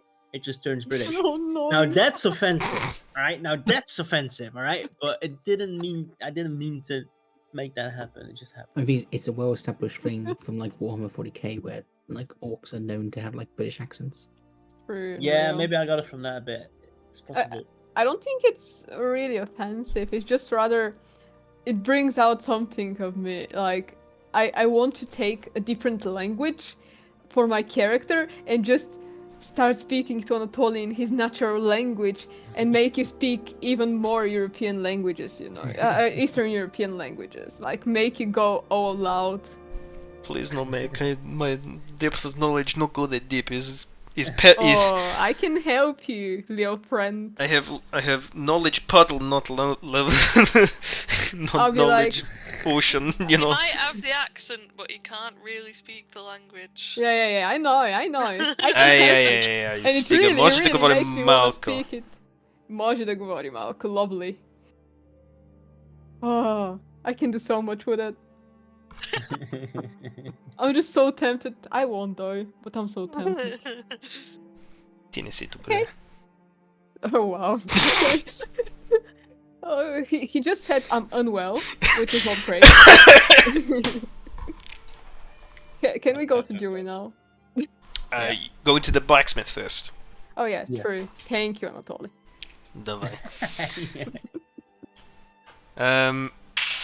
So you guys head into the blacksmith. What are you looking to buy? We don't need to RP every single thing. What weapon do you want, Sid? Big axe. Big axe. Big great axe, 1d12 slashing damage. It is a two-handed weapon. It gives you the cleave ability, which we can write down Yo. some other But time when there's more. Sid wants to use his stick for it, though. I mean, Okay. you can definitely keep using your stick, but Can I? Mhm. Alright, so can I give my stick, and then in the meantime I need another weapon, which will be the axe he gives me, and then the guy makes me a custom-made weapon with my stick and the mendable. Huh? You're gonna need to explain what exactly you want here. Well, Sid doesn't know. Sid wants to keep his stick amendable, but the party's pushing that I should get a fucking axe. So I'm listening to the party, but I also have my own wishes, which is I want to keep my stick amendable. You can still Okay, keep you the keep it. stick and use it, but it's like, I think he wants like a custom axe making using the stick. And amendable. It's like the Well, handle. we need a weapon for Baylor now, and we don't have the time to just make a custom weapon. Yeah. Does the blacksmith have any random axes that are just cheap and we can use for, this? a this great axe will charade? cost you 30 gold. Oh my god. Oh, do we even have that? What about a spear?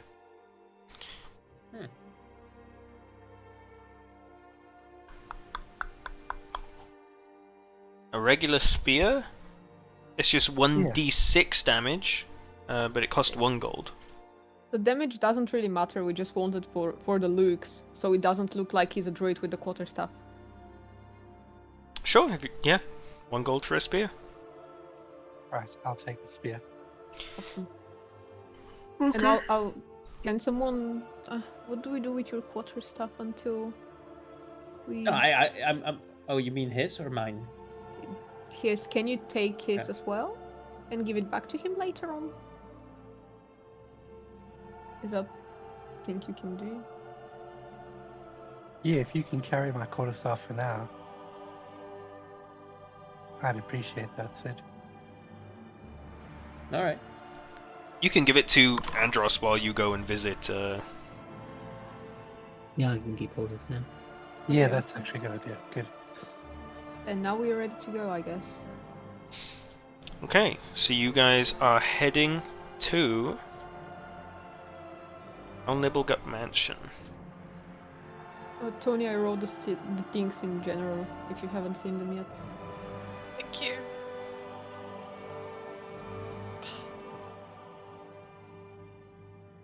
So, before you get to the mansion, just where the walls stop, you are stopped by Lug, who's like, "Halt!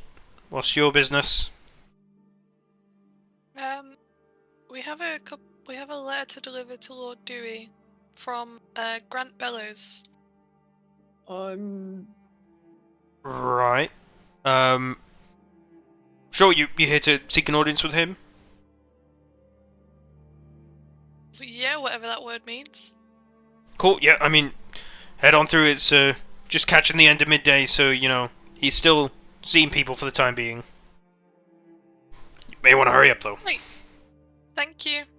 As you hurry along inside, one of the guards at the front door of the mansion opens the door for you and follows you through. Could you stop for a minute? Mhm. Sorry. Didn't we agree on not showing him the letter and just going to the next city for it? Aren't I we? believe so, yeah. We are here just to talk about the druids. No letters. The letter is for the next city, because we don't want him to see the description of the druid which we had in our party. Unless he asks for it. And then Yeah, we don't let's have to give him just- the addendum. We can just give him the main letter if he asks for it. We could also do that, yeah. We don't have to give him the second piece of paper that the guy wrote. Although I don't know which part of it he stamped Okay. or signed.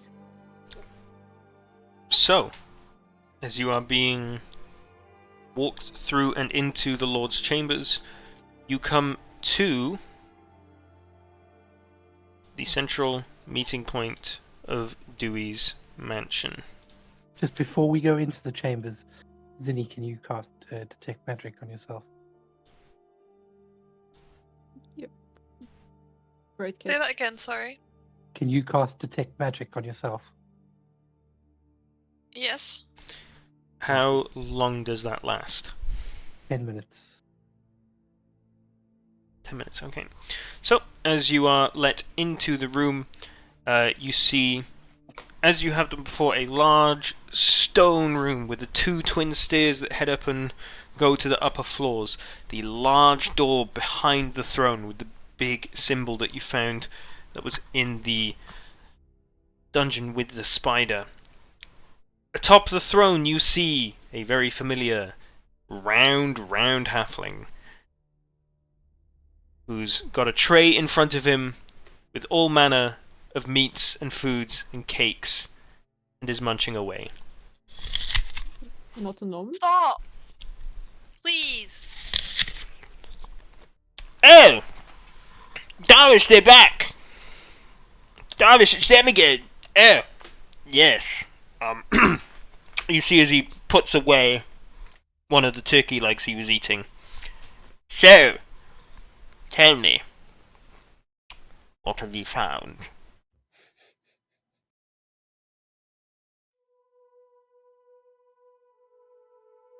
Yes, Eddie. Speak up, I don't have all day. Would you like me to proceed if you don't feel comfortable? What did you do to her? I mean, it's kind of understandable. No, because it's a phobia, and I've tried to say that so many times, and it just doesn't get fucking listened to at all. It's a phobia, Dex. Yeah, I think he's muted himself to finish off the apple he's already got. Alright. Yeah. Didn't know it was a serious issue. My bad. So, what seems to be going on? What have you found?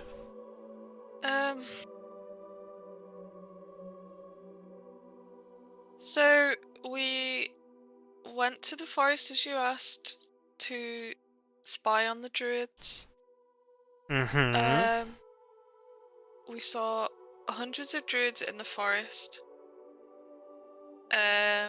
Hundreds! Yes, there were a lot of them. You quite sure? Did you count them all yourself? It's more of a guesstimate, but there was a lot of them. It was just rather a scary view. We were overwhelmed by the looks of it.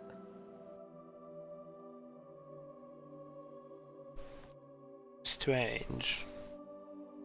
Strange indeed. Tell me more. What did you go? Where So did you there go? was- Who did you see? We saw a wide variety of different shapeshift forms. Wolves, bears, bunnies, and they were huge. Yes, they're quite big. Beasts, Both. creatures. Yes, in both animal form and in humanoid form. Hmm. They were large beings, and when they noticed us, they were quite unfriendly to us, and we're very lucky to have escaped. This certainly is intriguing and disconcerting. It seemed like they were rather protective of the forest, and they didn't really follow us out of it. No, from what I know, they very much do enjoy keeping to They just did- themselves. Yeah, they just didn't seem to want us to be there at all. Do you know which ones you spoke to? What were their names? We didn't No really names. speak to any. We just sort of We saw them. Yeah, we saw a woven form of theirs, I'm not sure, which was rather unfriendly to us, started trying to get us out of there. What do you call the sound the wolves make, guys? She was Out- snarling at us. Yeah, they were rather snarling at us, and we didn't really want to get, you know, in fight with them because they were quite a lot. We didn't stand a chance. This is very dangerous news, I hope you know. Yeah, we are aware. These We were beasts are lucky very to dangerous get out. people. They threaten the very livelihood of this city. They're very vengeful people, very spiteful. Do you think they would come here, though? I do not know what they're capable of, and that's why I sent you. Does it seem like they're amassing forces? I don't know whether they're amassing forces. They were rather a lot, and they were patrolling around the edges of the forest. So I would assume that even going near it is rather dangerous for any human. So I wouldn't recommend doing that. But they didn't seem interested in leaving the forest whatsoever. They just weren't welcoming of guests within the forest. Once we tried approaching, they started snarling at us. So I do think it's rather more of a protective thing than them. Yes, well, coming I'm to not us so and attacking. sure. I've gone through the records of when my father had commuted them previously. And last his notes say, before he passed away, it's a couple years ago, a couple years before he met them, he said and wrote in the notes that their numbers were still within the single digits. And to know that they're now in the hundreds means that there is surely an imminent attack coming. They are amassing forces, they are growing in number, it's ever so dangerous. Pretty sure that was the wrong lie, guys. We're starting a war here. I mean, that's. I hope you know that this Talk deeply about it. concerns me, and that we will likely need to protect ourselves Or from do these we? horrific animals. Yes, we do. How did your father get to know how many of them are there? My father was the only lord to regularly meet with the druids. Every So he couple of trusted years them. they would talk to each other. He loved them so much, and I hated it. They're just so disgusting people. And always, acted like they were better than us just because we live within our safe stone walls. And they live among the dirt and the trees. It is frankly disgusting. I don't care to say it, you know. I see what troubles you, but I don't think they're really interested in attacking the cities whatsoever. No, It seems no, like there they're- is hundreds of them now, and you're telling me this, Yeah. and it can only Well- mean if they are amassing their numbers, if they're being aggressive to those that come near, and even in certain Near the cases, forest, stabbing and killing yeah. some of my loyal guards. This is incredibly dangerous.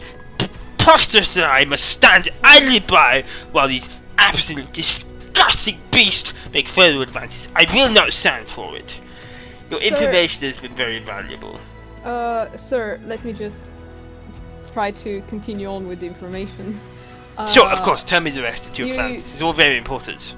You need to keep in mind that it seemed like they weren't rather increasing their numbers in order to attack anything, but they were rather protective. And you need to keep in mind that there's been a lot of Shamblers attacks throughout the whole place. And even while we went to meet the druids Yes, and yes. see them Speaking and of, try to you lot have spy done on some them. very valiant efforts in Edgewood, I've heard. Exactly. I do think they're rather trying to increase their forces, not increase, but rather gather up just to save themselves from the Shamblers. They've been such a huge issue throughout the whole place, and they've already killed a lot of people, and I'm sure the druids are suffering from them as well. Regardless, this is deeply concerning.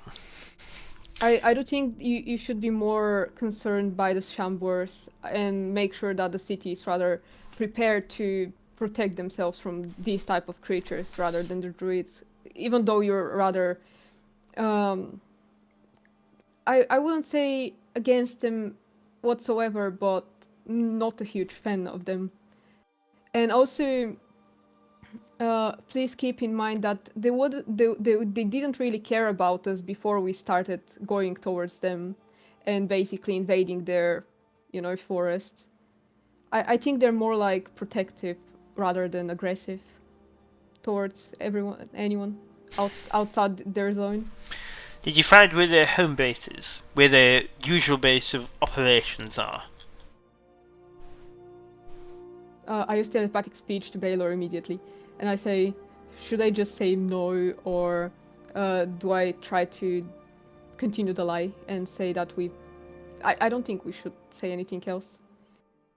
I say we shouldn't tell him, and we should tell Yeah. him we couldn't get that deep into the forest before they chased us out. Okay. No, sir. We couldn't really go far into the forest. There were not a little amount of druids there, and as you can see, we are not too many ourselves, so we didn't stand a chance even if we wanted to go in further. That's true. However, if you were to go deeper, you would surely need an entire battalion behind you. yeah, also, it's just,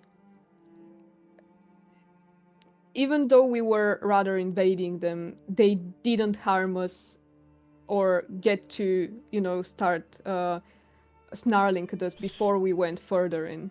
Well, that's because you're cozied up with them, you know. We've heard pray No, tell we of your haven't. meeting with the druids in Edgewood before you first came here. We know that you were in with them, and that's why we sent you there. I wouldn't say we're in with them. We just No, saw you had your druid druid guy. friend, you know, who was, you know, talking so friendly with one of the druids. Suspicious affair, for sure. Might I say, while I'm still on the question, who is this man with the blue hair? He was not with you before. My name is Baylor, my lord. I have recently joined with these adventurers. Baylor, you say? What do you think about these druids, Baylor? I think they're protecting the forest which they consider to be theirs, my lord.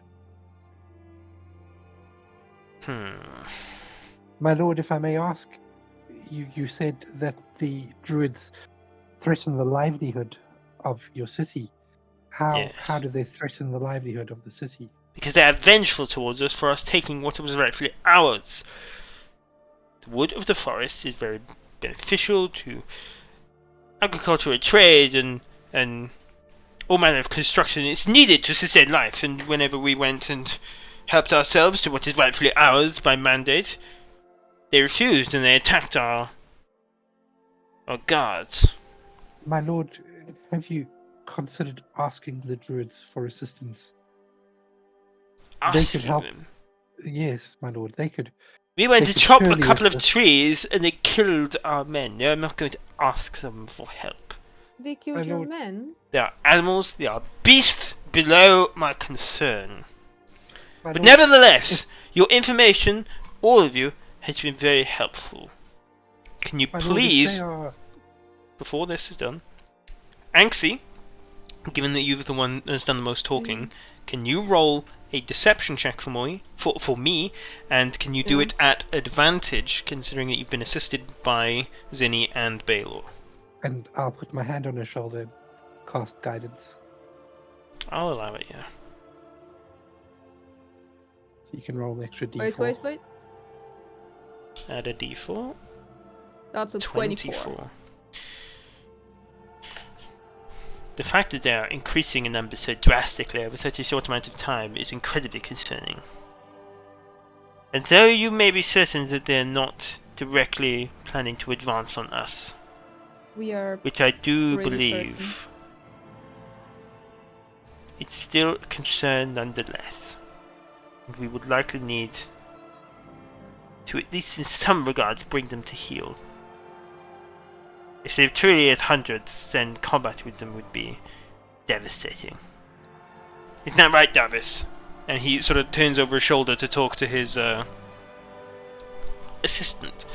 And Davis says, yes, my lord, it would be incredibly dangerous should we take these people on head first. From what I've read of the records of your father, they certainly were capable beasts, though they were, at the very least, diplomatic with your father. Yes, but that's out the window now. Besides... Dax? Mm-hmm. Is Darvis is basically his right-hand man, right? Yep. He's not like... He's just like an assistant stood sort of like behind and to the side of his throne. Do we know whether he's been with his father before that, or...? From what you know about was Luthus, is yeah. that Luthus was the assistant to his father before that, and evidently, by what you've heard, his father must have kept records in some regards, and that's how he has found this information. Sir, may I ask you something? Of course. What can I assist you with? It's towards Oh. Dewey. Hey, you meant to be sorry. Yes, sir. Have you considered trying to communicate them like your father did? Whether not as friendly, but maybe diplomatic? I'm sure they wouldn't maybe mind that?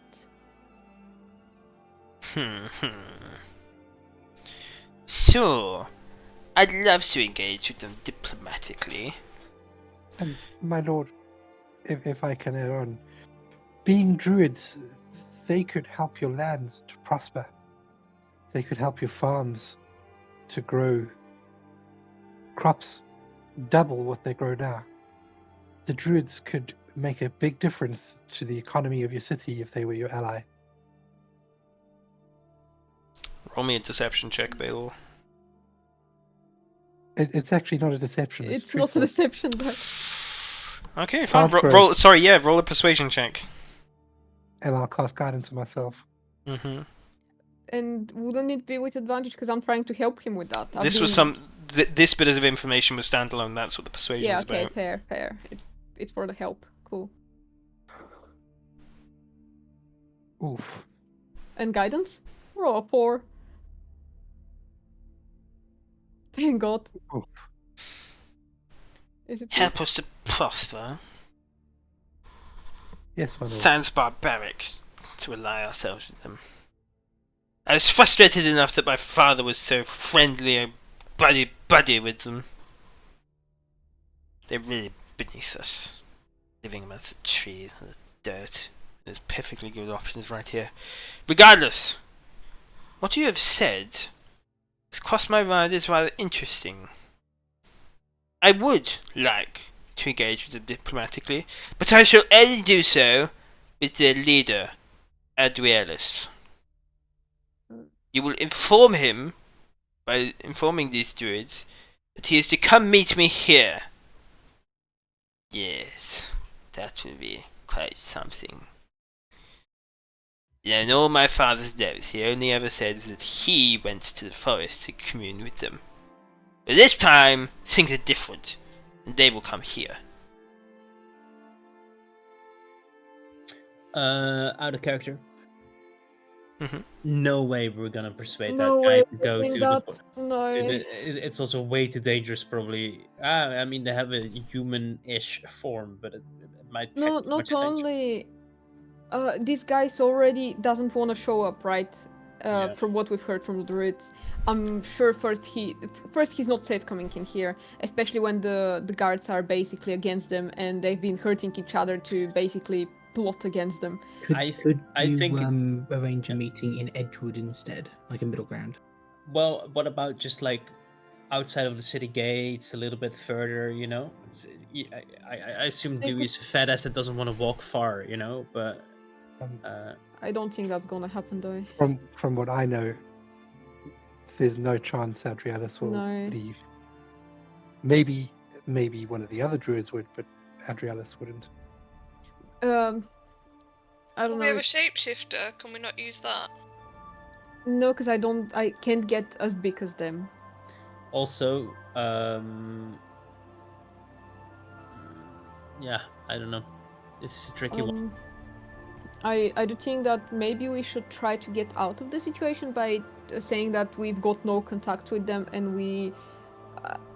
Yeah, because if you tell him like, oh no, he wouldn't want that. He's like, Yeah, I he will thought be you- like, yeah, why? how did you know that? Like, yeah. You Yeah. could just like tell them the offer and like leave it to them to deal with. Yeah, also I'm curious about I've had the idea of maybe asking more about the how his soldiers have been getting hurt by the druids and then try to speak with the captain in front of him and suggest the captain to tell the truth and maybe, you know, show him that he's been lying to him. Zinni, do you Yes. have Zone of Truth as an always prepared spell? Don't believe it's always prepared, but she may have it prepared. I've got it. Is You have it prepared? Yes. Thank fuck. Maybe we can do that as well? How about prepared? Zone of Truth. Zone of Truth. Can you put the description in chat?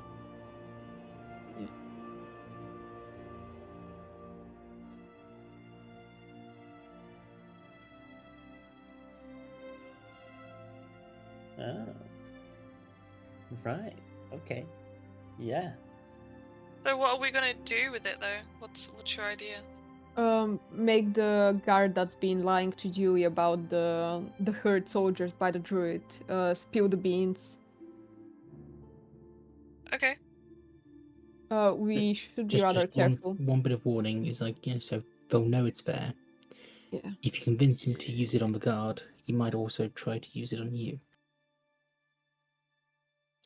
Yeah, that's the thing.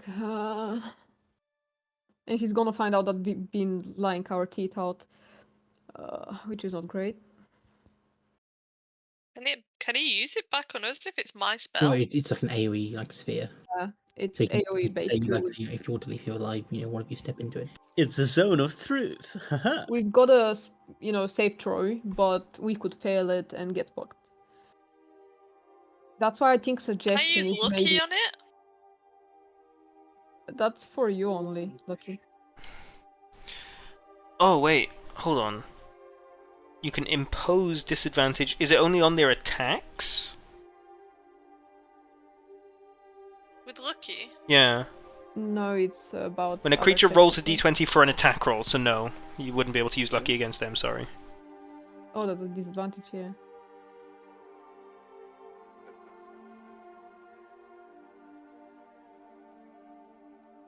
Or maybe... Okay, if we don't do the suggestion thing, because I don't think Zone of Truth is a good idea. We might get fucked by it. So I mean, you could if he does force you to use it on yourself, sort of thing. You don't, you're not forced to answer truthfully. You can just still be evasive with how you answer, as long as it's technically true. And that's only if you fail the saving throw. Yeah, but And you come all on. have high charisma as well, And- oddly enough, yeah. Except Baylor, I guess. Oh, and I have Lucky and stuff, so... And I've been lying a lot, And so I think I'm I'm the- fine. Out of all of us, I'm the only one who knows the true number of druids. Mm-hmm. So, and so far as he's concerned, I've just joined the group, so he's not super suspicious of me that I'm aware of. Or can So I mean, if he Yeah. asks you about the number of druids, you could always just answer with hundreds, unless he specifically says in that forest. And Sid doesn't know shit, so he would be, would be safe, I guess. Yeah, you can give it a go. I'm immune to the Zone of Truth. I like that. But Should we try to tell him that we don't have any contact with them and we can't really do anything for him in regards of the communication thing?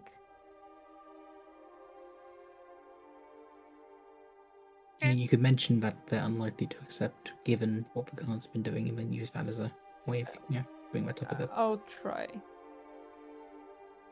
Okay. Yes, I like this idea. Bring them to us. They always make us bend over backwards for them, obeying their rules, having us go and meet them. Well, now it's different. Lord Dewey, how did your father contact them in the past? He always went and met with them in the forest every couple of years. So they had like a date and time when to meet? They would arrange it, yes. They're not exactly sure how. But I remember he tagged me along one time. It was the most miserable experience of my life, being so dirty, disgusting, having to sleep in some bedroll in the forest. It was vile. You don't like traveling? Is that one of the main reasons? Traveling is fine. Hucking it in the mud is disgusting. Oh, I understand. Sorry, I misunderstood that. The problem is we don't really have any communication with them. Well, no, you don't need to have communication with him directly. You've seen where the druids are. You can get a message to one of them, who can get a message to him. You tell him that if he doesn't wish hostilities to decrease, then he will obey and he will come and meet with me. The main issue is that we first don't have any communication with them, and we are rather concerned about our own safety if we go in the forest again. And let me tell you, you should be more concerned with your safety should you not follow this order. Sir, I'm very sorry, but you have to keep in mind that we are rather helpful to the town, and we've been helpful to Edgewood as well. And I understand that you don't like Smooth. No, go on, Smooth. You're doing great. Okay. And I understand that you don't like when things don't happen as you would like it to happen, but we are more useful as fighters than diplomatic people. You can see that we don't really communicate with other creatures that well.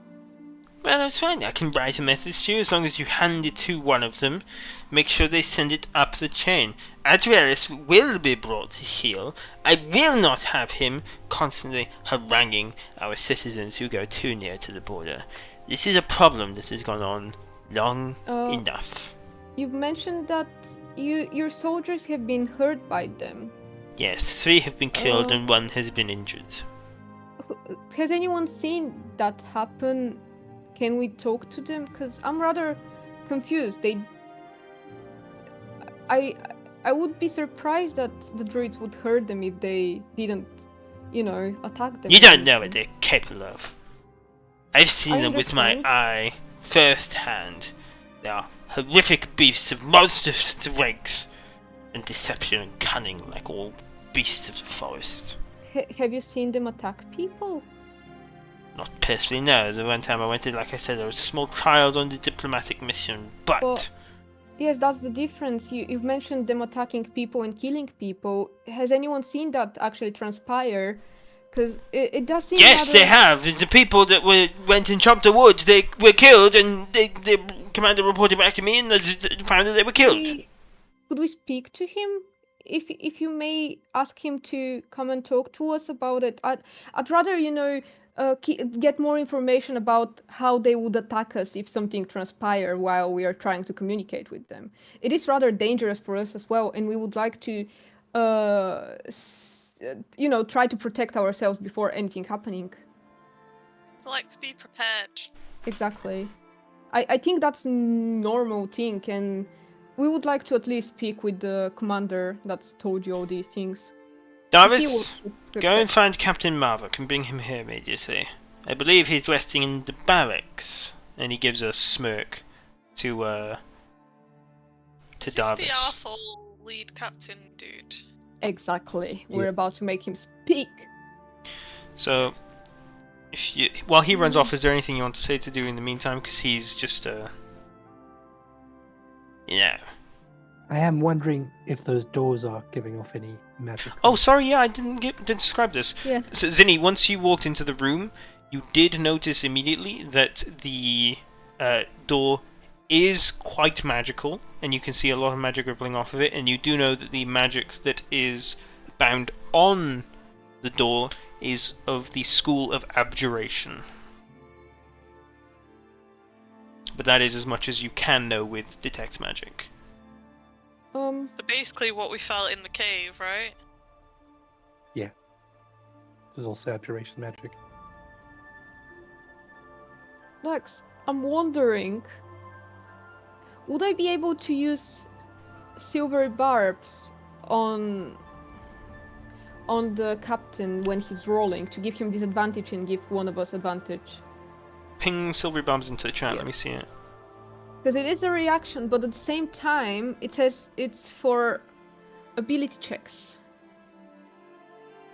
You magically distract the triggering creature and turn its momentary uncertainty into encouragement for another creature. So I give disadvantage to the guy I target with it and give advantage to another person. So I'd be able to give disadvantage to the captain on the save throw for... Yeah, for it saving. doesn't specify that it needs to be an attack or anything. It looks like Alright. any d20 roll. So I'd like to say that I'll be doing that immediately when we cast the Think of Truth, and I'll be giving advantage to Baylor. Sure. The way silver bobs work is like I tell you what they've rolled first, and then you can say whether you want it to use it then. Thank you. Okay. After about 5 minutes, Captain Marvok comes into the room from the door that you came through, because you walked past the barracks on the way here. You see that he looks a bit sort of preoccupied, and his mind is somewhere else, and he's cleaning his hands with a rag as he comes through. And he looks up at you and smirks, and starts to tuck away the rag into his pocket. Oh, it's you lot. Hello. I use telepathic speech immediately and tell Zinni to hit it to cast the spell. So Cast it. Zone of Truth is a quite obvious spell. It's like this thing is not subtle. Not only are the components visible and somatic, but like visually, it's sort of like a twinkling beam of light, basically. Well then. I have an idea. Okay. You don't necessarily have to do it sneakily. You can be upfront and say, "We have this spell called Zone of Truth." Would you like us to do Zone of Truth not sneakily for Dewey, or would you like me to use suggestion and make him basically not pay attention for a bit so we can cast it and then do everything? So the problem is, like, you can cast suggestion on one person, not Yes, everyone in the room. I'll cast it only on Dewey, so he doesn't, see all that when it happens. The Zone of Truth cast. And I can cast Druidcraft on his advisor as a wind that blows him from behind him, with a bit of a stab that makes him turn his head and look as he's casting. Oh, I love this. Yeah, but doesn't it like stay there for the 10 minutes? It isn't just like a single like flash or something. Yeah, this is like a continuous spell that lasts for 10 minutes. Imagine I would imagine it's like like priest bubble or something. It's kind of obvious. So it lasts the whole time. I can. Yeah, that's how this works. Would that be? Would that work? You think? I mean, like we can think of other stuff to distract him. I mean, you could ask him if you're allowed to cast it and explain justification. Yeah, I will say that using a spell in the middle of the Lord's room while there are like 8 guards around all watching will probably not go down well unless it is something that is stated ahead of time and premeditated. If it's a known spell, like you shouldn't be annoyed if his guard captain answering questions there. Yeah, we don't have to tell him the truth about the spell. We can just say we can cast a spell on the captain to make him speak the truth. We don't have to mention there's a zone of truth that will affect us as well if we step into it. Okay, could we so have done that while waiting for the guard to come? Dax. Could have done what? Sorry. Talk to Dewey about the. Well, you need to convince him of this, so go ahead. Exactly. So one thing just bear in mind is I think you can cancel your concentration at any time, can't you? You can cancel So concentration. you at any could time. make it disappear if you need to. Just FYI. Zone of Truth is not a concentration It's spell. not a concentration Oh, spell. so I was looking at suggestion. Sorry. Yeah. Yeah, try and convince him then. Let's And see. I'll keep guidance at the ready if you need it. My lord. Yes. One last thing. I understand you haven't known us for that long, but I do think that we've tried our best to communicate well with you, and we've been doing what's best for the towns. And I don't know if you've already heard what we've done for Edgewood and everything. We are trying to help everyone while we are here as well, because this town has been great to us. We've made a lot of friends here, and we would like for everyone to be safe in here. And what you've told us about the druid attacks and whatnot, and the people that died, has concerned us rather a lot. You've already mentioned our meeting with the druids in Edgewood, the druid, and that the captain that's coming to us right now was there. Mm-hmm. There's something that's been troubling us. Right. I don't know how much you know and whether the captain has been truthful to you, because what we saw back there wasn't really the druid being unfriendly to the captain or attacking anyone. Everything was rather calm, and there was more of a conversation rather than attacks and whatnot. That's why I've been asking you, have you seen actually druids attacking people? Because we simply haven't seen that, and it's been rather concerning. And that's why we would like to see whether the captain has been truthful. Would you mind? So you're suggesting that Captain Marvick has lied to me? I'd hope that he's not been lying to you, but it is possible. I'm extremely sorry if we're incorrect, but would you mind checking whether he's been truthful? How do you plan on doing this? So, you know that we're rather skillful. Yes. We've been fighting stuff and whatnot. We know some magic. Indeed. We'd like to cast a spell that would make the captain says only truths, and we would ask him about the altercation he's had with the druids, and we would be sure that he's telling the truth. Would you mind us doing that? Are you referring to the spell Zone of Truth? I learned about this recently. I use telepathic speech on Baylor. Should I lie? Should I lie? Should I lie? It's a similar spell. I've heard of that spell. The spell we're going to use is similar to Zone of Truth. However, it won't be cast on the rest. You know, we are not trying to compel everyone to be telling the truth here. We wouldn't like to, use it on you and everyone else. We would like to use it only on the captain because he's the one we've not been trusting with his information. Better still, I can agree to this on a certain term. What are they? You allow us to cast Zone of Truth and have everybody in the zone. You'd like to cast the spell yourself? Not myself, no, but there are people to do that. We... okay. No, actually, this is a good idea, yes. I don't know why I needed your approval. We're going to do this. Darvis, In that case, send we for shouldn't the cast for the her. court wizard. Yes. Okay, cool. That works for us, right, guys? Yeah, yeah. Yes. Okay, Zini, we have inspiration. We should be using that. Yeah, Andros is just like in the market drinking a cup of tea, like feeling something really bad's about to happen. Okay, Speaking my of lord, that's a great inspiration, idea. Mm-hmm. do I currently technically have 2 inspirations? No, you can from what only you have gave me one. and- So okay, so that's just the one. So, What's my what's my huh? You got it last. in the top left of your core page on the front, there's like a little dragon. So it's like a one-time But use. the dragon's not there. We'll take it back in because you haven't used it yet. Okay. So a it's a reroll. one-time use to reroll anything that you want.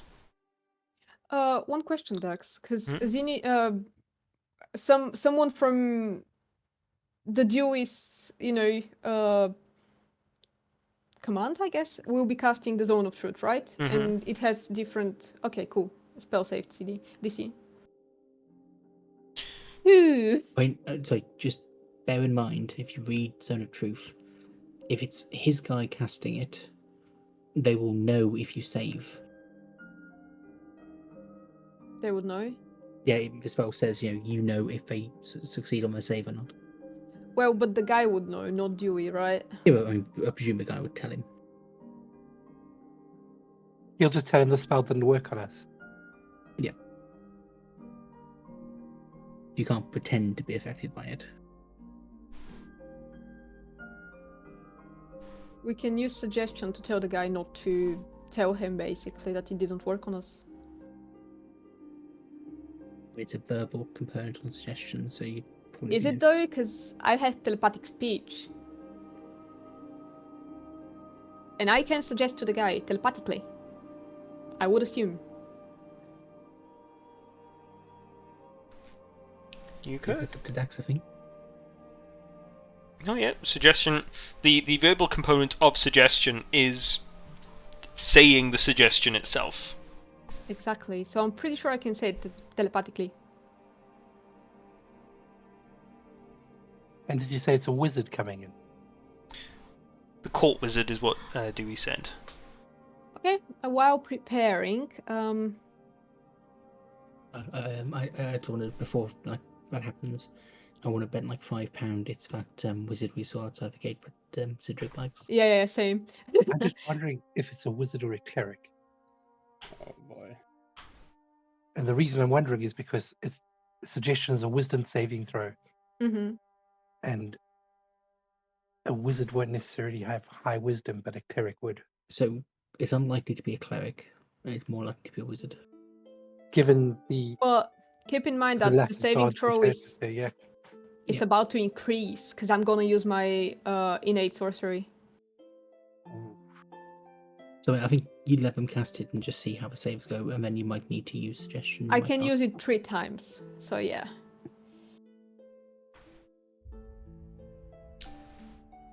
So So we're I'll be doing having this. just a second. I'll be having a spell save of 15 now. Mhm. So I'll say that it's 1 extra when you're rolling. And I have advantage as well, I think, on. Just a second.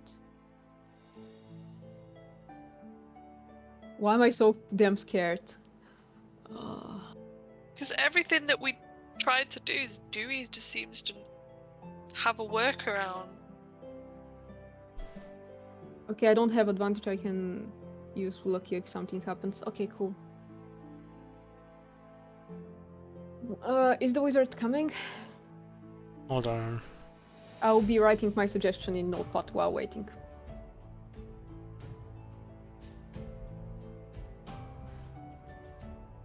So this could either go really well or really badly. So, first of all, Captain Marlock comes into the building. Like I said, distant and mine somewhere else, cleaning his hands on a rag, and then stuffing the rag in his back pocket, giving you guys a smirk. Oh, it's you. Hello. I heard that you went to go spy on your little druid friends.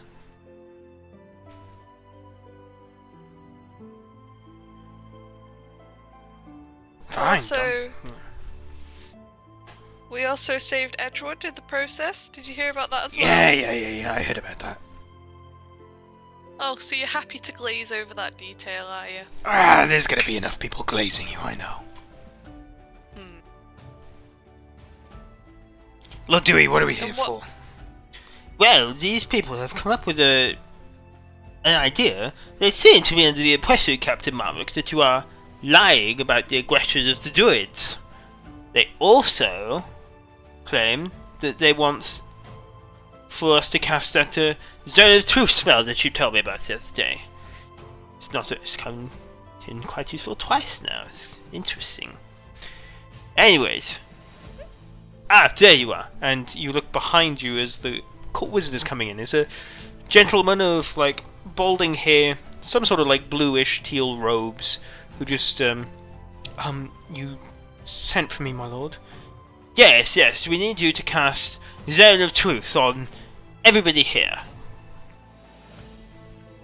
Oh, okay. Is everyone ready? Guys, out of character, check in general the suggestion. How does it sound to you?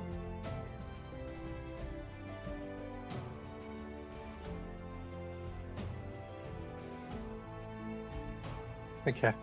I would Um, change that slightly and say that he needs to, if asked if everyone's affected by the spell, respond with yes, and otherwise not mention anything. and forget it, because after the spell's done, yeah. I think that's less than 25. Just so you are aware as Um, well, suggestion: you need to say these words verbally, and the target needs to hear them. Saying Yes. something like that is quite incriminating, so you need to find some way that other people don't Well, hear that it. was the whole telepathic speech. That's the whole idea with telepathic speech. Oh, hold on. Oh, fuck, how do I give a ruling on this? Please be nice to You us. suggest a course of activity described in no more than 25 words to one creature you can see within range that can hear and understand you. The suggestion must sound achievable and not involve anything that would... Blah, blah, blah, blah, blah.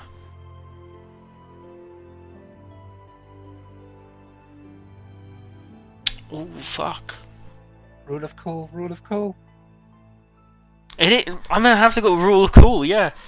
I will say that your telepathic speech will work with suggestion. Great. I mean, if you didn't, what's the point of it? Of my character, not the suggestion. Is that better, guys? Quickly, because I'm using it. Yep. Okay. So I use telepathic speech on the court wizard, and I use suggestion on them.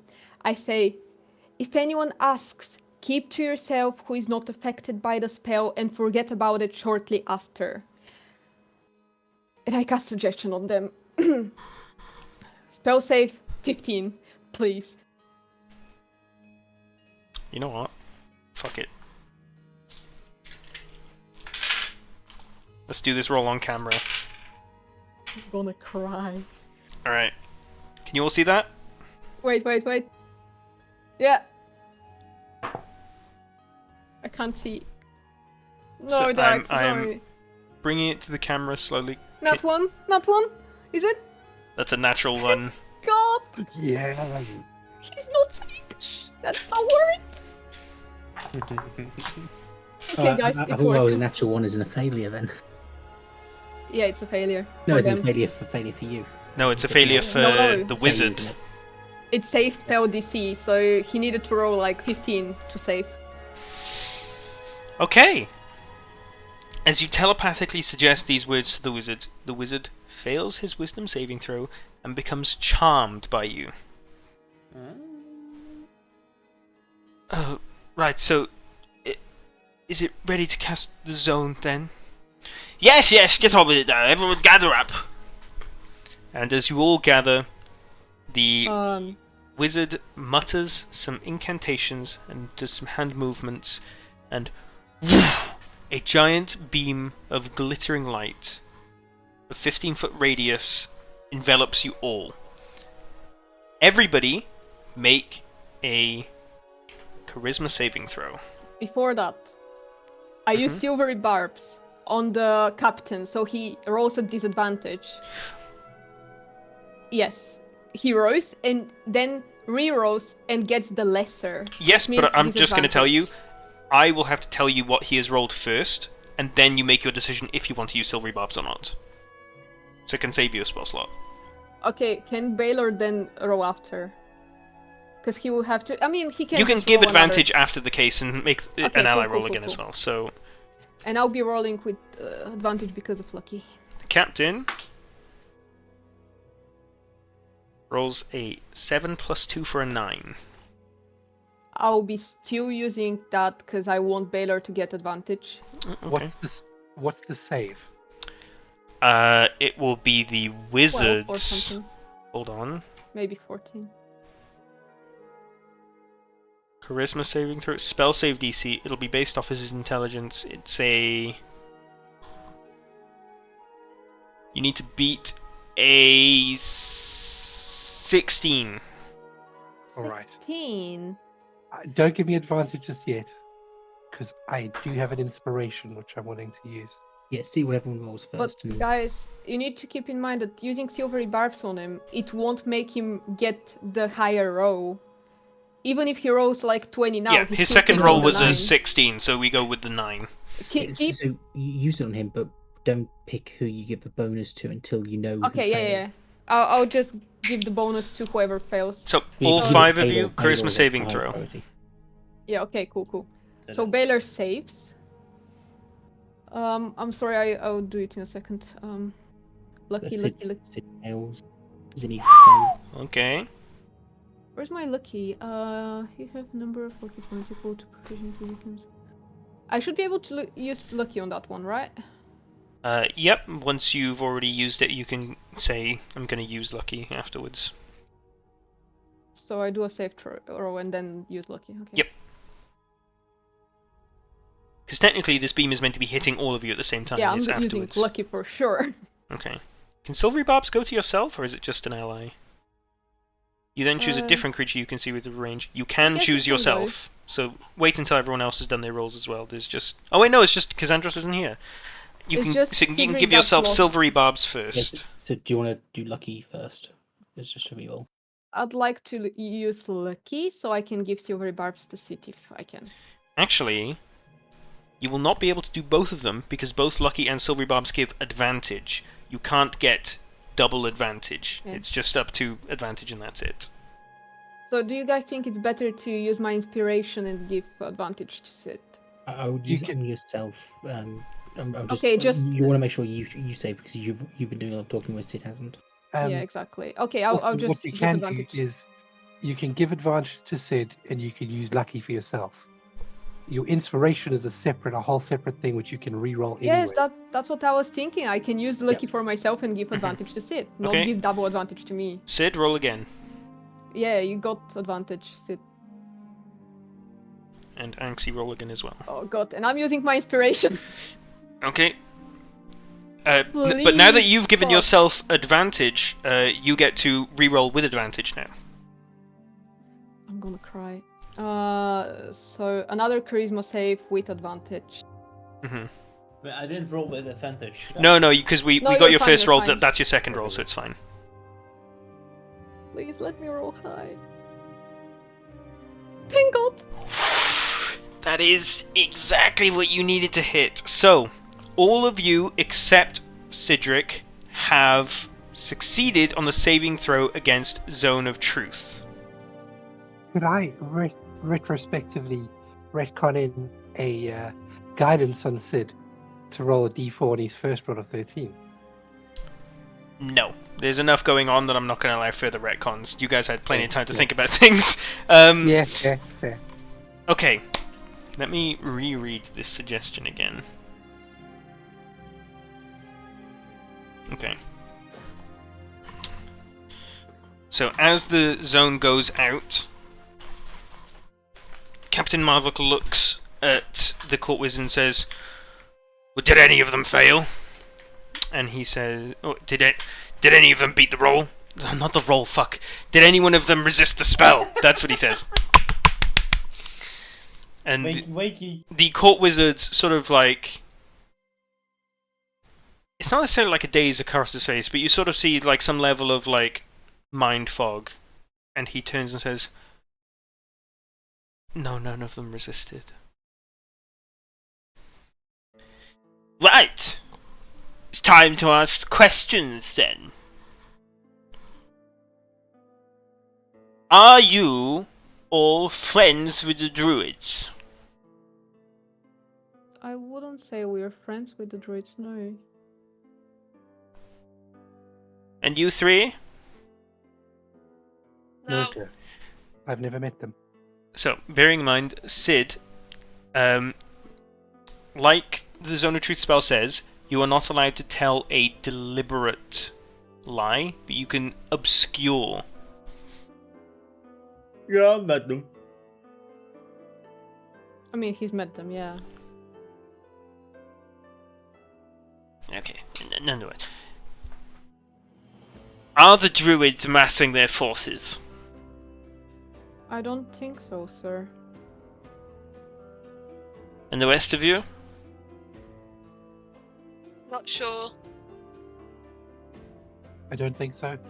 I think they're just calling in druids to protect the forest. No, not really.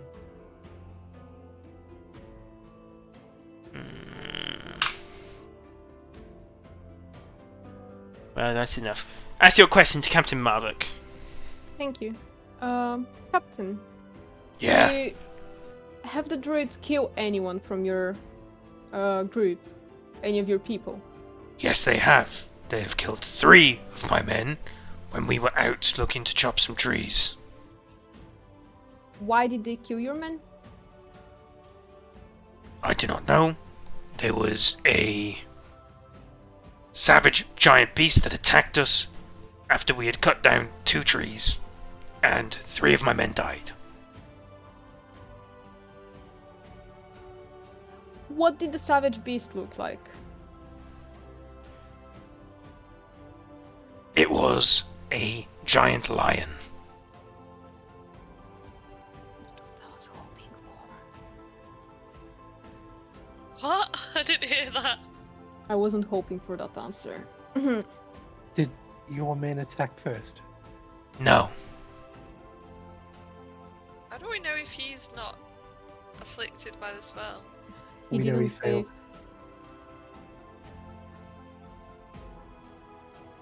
I don't forget to ask about the one that was wounded. That he claims was wounded by the druids. I didn't hear shit. Say again. Druid. I was saying, don't forget to ask about the one that was wounded. Yeah, I was gonna, but I'm trying to think of it. When we saw you in Edgewood, did you hurt your own person instead of the druid?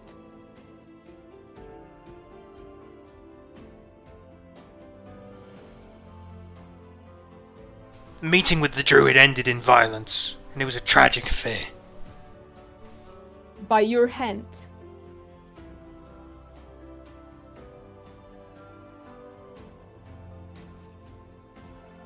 Depends on what you mean by my hand. There was escalation, and there was hostility between us both. Ask him, like, did he literally stab his I did. friend? Yes Did or you no stab question. your person? Be more specific. Did you stab your person? Your own men? That's... I don't know how more specific I can I be, would hate to do such a thing. but did Captain you do it? Marvick, come now. Be real with us. You are dodging the question. Answer yes or no. Ask him again. Did you stab your own men? Yes, I did. Were you trying to incriminate the druids? I was trying to use the situation to inform Lord Dewey about how dangerous we know the druids to be.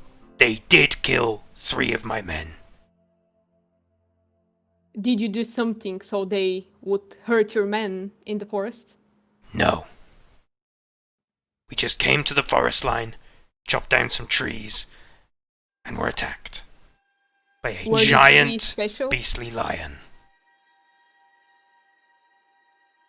You're sure the lion was a druid? Yes, How do you know? because all the druids are giant animals. How huge was the lion? Really big. Or you can bring up the fact that we fought a giant spider that wasn't a druid. Yeah. Lord Druid, our questions are like that because we fought a giant spider which wasn't a druid. So we're trying to understand whether it was actual druids hurting them. Well, I mean, it's a giant lion. Why would it not be a druid?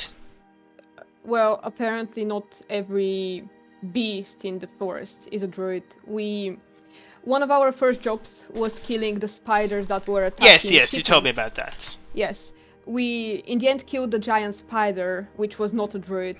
It was simply a giant spider. You can see the mandible on this man's weapon. This creature did not turn into a humanoid. Was not really communicating with us as a druid. There is some reason we believe there might be some creatures that are not related to druids, and maybe they attacked your men.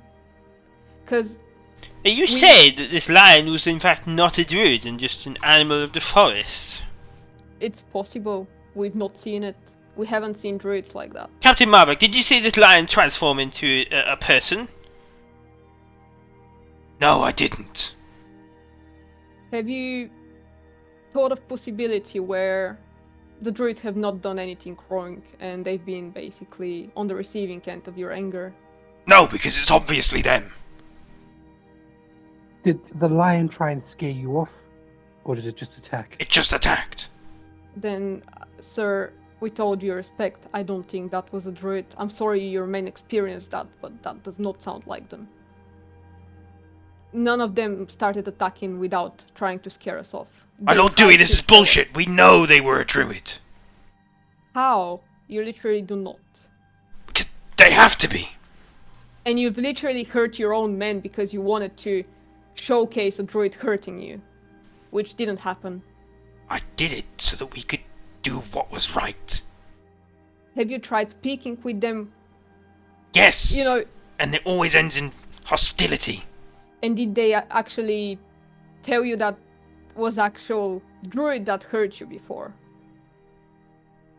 You don't really have any evidence of it. I'm sorry you've experienced that, but it does not look like you've actually experienced druid fury or anything. It seems like there's been a misunderstanding, and you probably should correct that. Regardless of if he was a druid or not, I hate these vile bastards, and they do not deserve to be on the island. Let alone that's in their different. domain of something as so untouchable. That's hatred. That's not, that's Hatred not or them not, hurting you. history will prove me right. Why do you hate them? Because they lay claim to lands that aren't theirs by no rights. Lord Dewey owns those lands, and yet the druids just live on them for free. Setting their own rules, doing whatever they like. They need to be brought to heel. If you respect Lord Dewey that much, why have you been lying to him? You watch as he sort of like bites his lip and is like trying to think of the right way to say this. My Lord Dewey, with all due respects, I feel like you needed a nudge in what is the right direction. Did I think really you- now, Captain Marvick? It's interesting. I think you need people that tell you the truth, sir. It's instead of enough lying for to now. you. Hold on. You've been by my side quite a bit ever since my father died, Captain Marvick. Why would you feel the need to lie to me? Why, Captain Marvick? Tell me. Because, my lord, I just felt that you needed some guidance. Guidance? Or you think that I'm a stupid little boy? Yes or no, Captain Marvick, do you think I'm a stupid little boy? Oh shit. My lord, I do not wish to answer that. I have immense amount of thoughts about you. Captain Marvick, yes or no, do you think I'm a stupid little boy? I think that you have taken the throne too early by your own admission, and in regretful situations in which you need to learn faster than any other royal before you. I sympathize with your matters at hand, and I wanted to be there for you. Captain Marvick, I find this most distressing.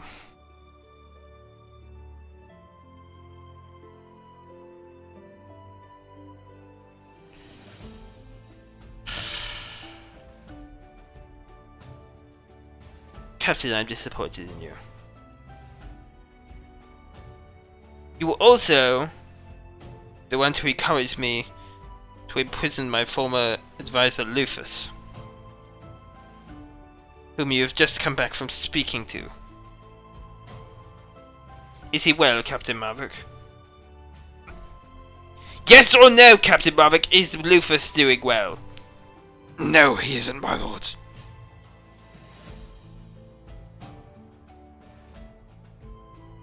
You know, I never wanted to imprison him anyway.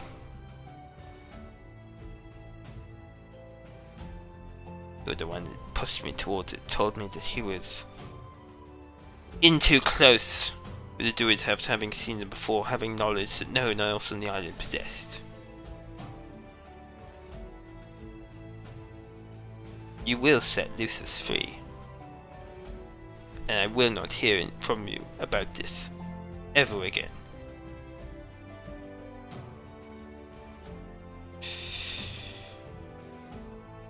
Yes, my lord. May I leave now? You may, Captain Marvick. Guards! Arrest Captain Marvick! Let's go! Treason against the Lord of Round Nibblegap. My lord, please, no! I only did what I thought was right! And I know that to be true, for you are standing within the zone of truth. But it does not matter, for you have something gravely against me. You will suffer, briefly, and then you will return to your station. Take him away. And you watch as Captain Marvick doesn't put up a fight. He allows his hands to be clasped behind his back and tied, and is walked out of the building. Bravo. Well, Wow. the natural ones. That was the name, we was go it not? we go by the Wayward city- Wanderers. What was that? The Wayward Wanderers. Do you Huh. like it? Yes. Well, I'm not in the zone of truth. No, I don't like it. I think it's shit. Okay, sir. Understandable. But, regardless, you've unveiled something to me that was incredibly disturbing. Thank you for giving us a chance. It means a lot that you let us speak our truth and help you. I truly See didn't what's foresee happening. things going this way. Me neither. I thought you Okay. were in cahoots with the druids and that you were out to stab me in the back. No, we just wish that everyone around here would be safe. We are just simply trying to protect the people, sir. We're doing what you're trying to do as well. Wizard, let down the zone of truth. Yes, my lord. Yeah, but turn back. I need not of you anymore. And he, yes, my lord, wanders out of the room. Well, Wayward Wanderers.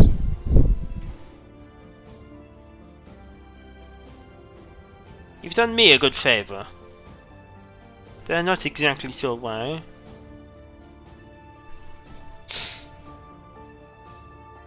I appreciate what you've done.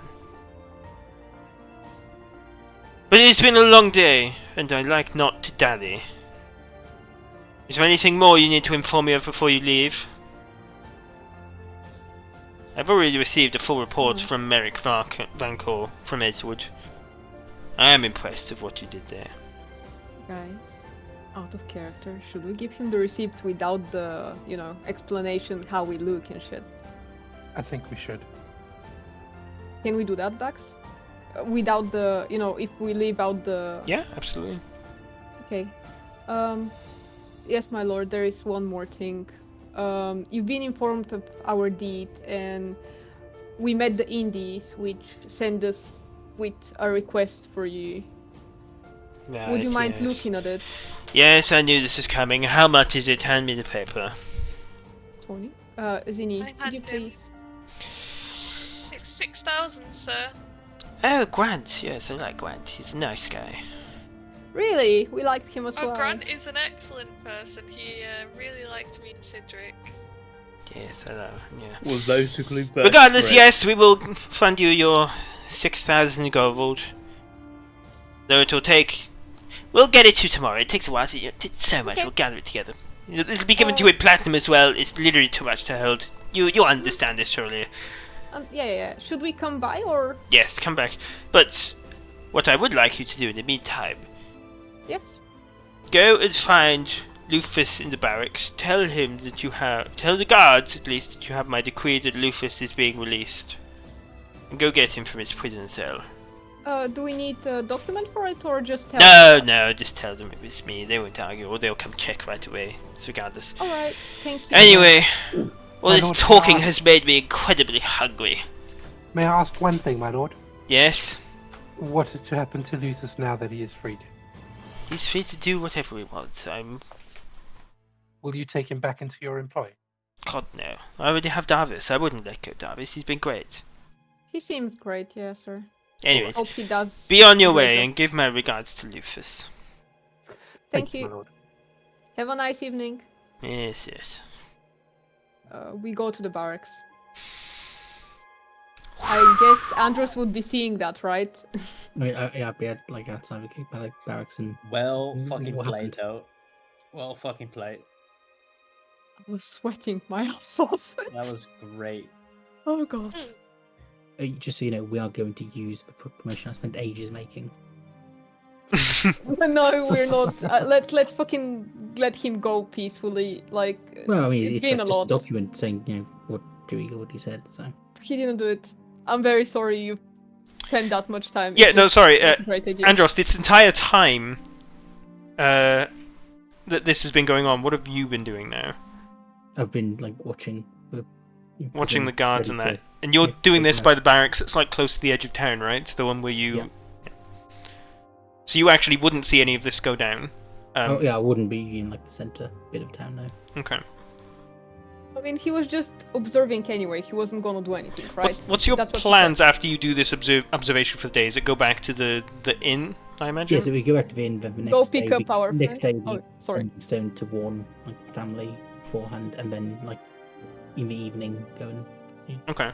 Well, if we're leaving Lord Dewey's court now, it's still going to be early in the afternoon. We're going to go meet Luthus. And Oh, yeah, I mean, obviously family. now that's changed. Yeah, that was my original plan though. Oh, yeah. Well, what I'm going to tell you is that the guards that are directing you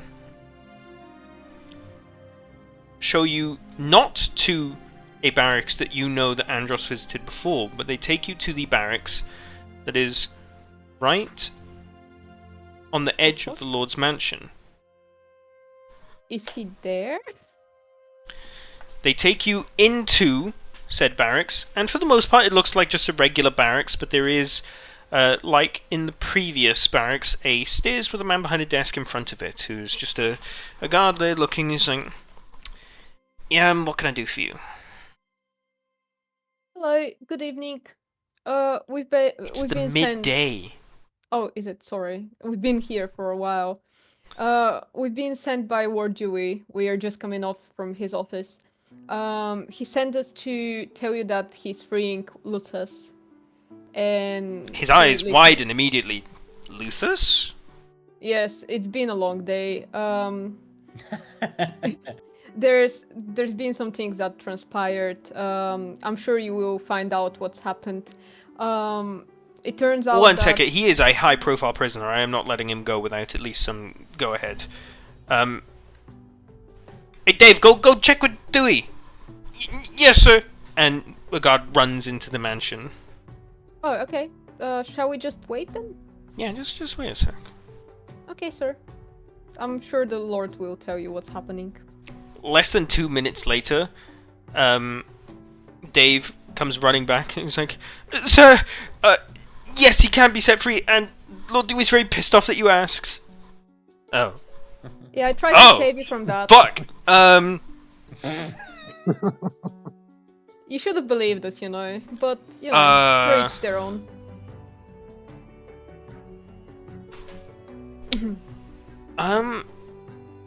He was in the middle of something just a few moments ago.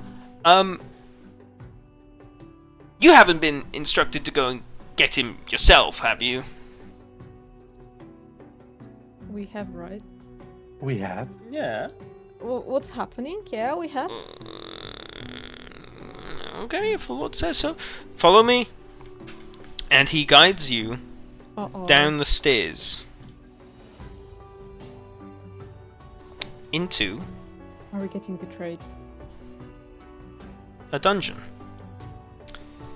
A thin passageway in the middle of the building, or in the middle of the underground space, with just barely some vents up the top for light to come through. You see several prisoners all along these things.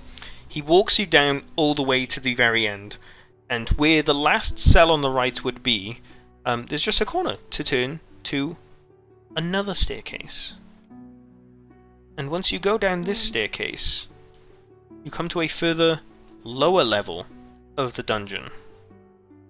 One that has no natural light. One singular light at the other end of the room. And these cells look incredibly destitute. You see two actual skeletons in the two cages as you come down. And you see what literally looks like a body bag. A body that's been bagged up and is bloodied all over. You see one man quivering in the left room here.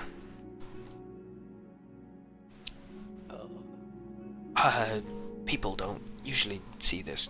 Follow me. And he walks up and guides you up here to a door.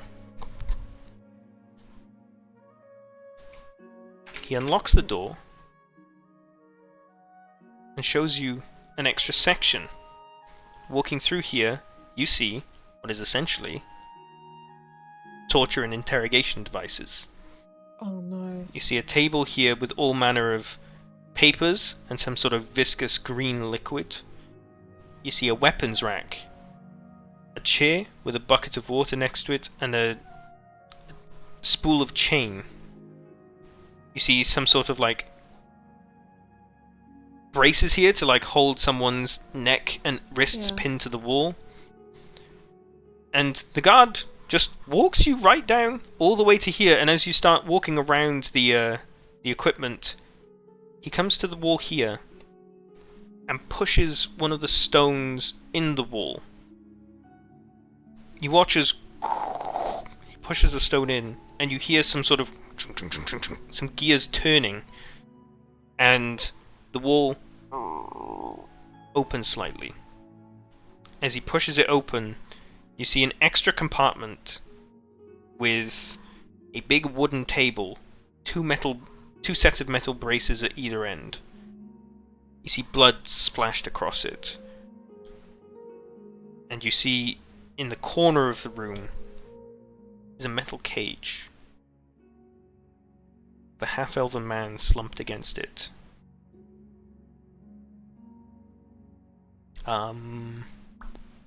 Yep. Here's the keys to the cage. Okay, bye. Why is And he here? walks off. Just walks off. Cool. Okay. Is he alive? Can we... Let's check it. Somebody Okay. roll a medicine check for me. Not me. I'll roll the medicine check.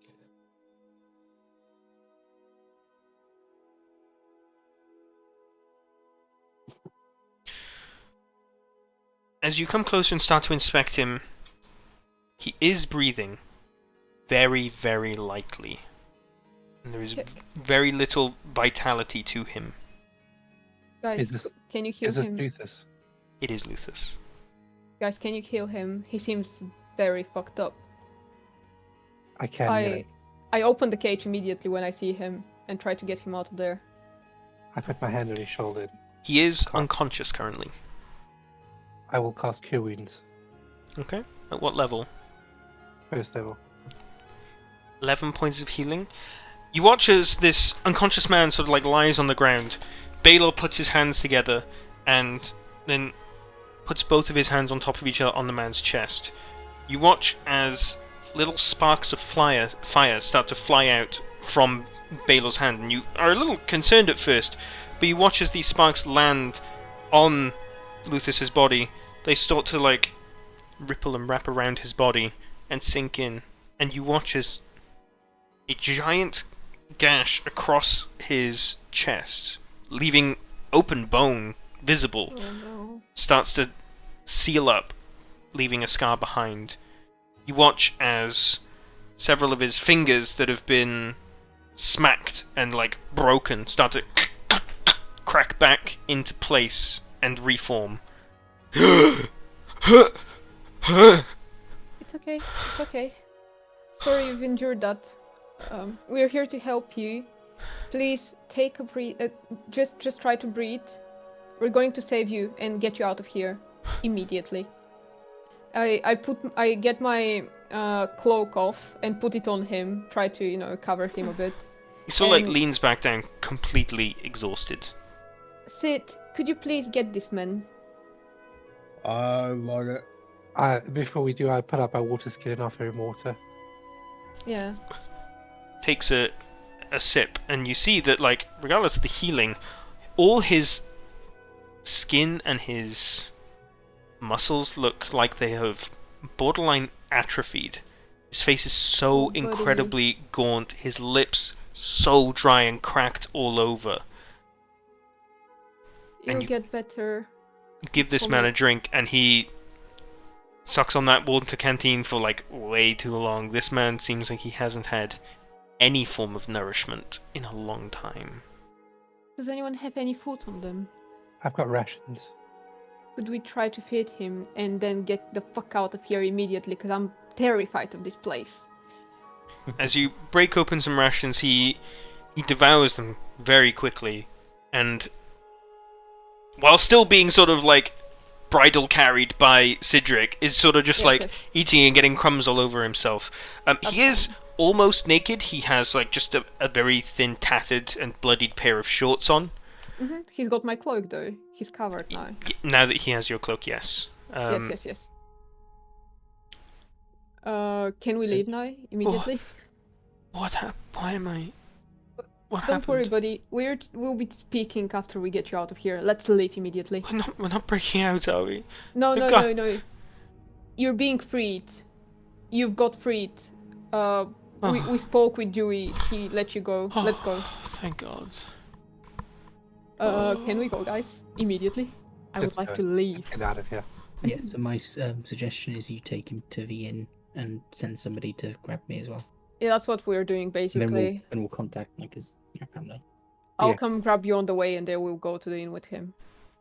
Okay. Can we leave safely out of this dungeon? Because I was terrified you would, lock us in here.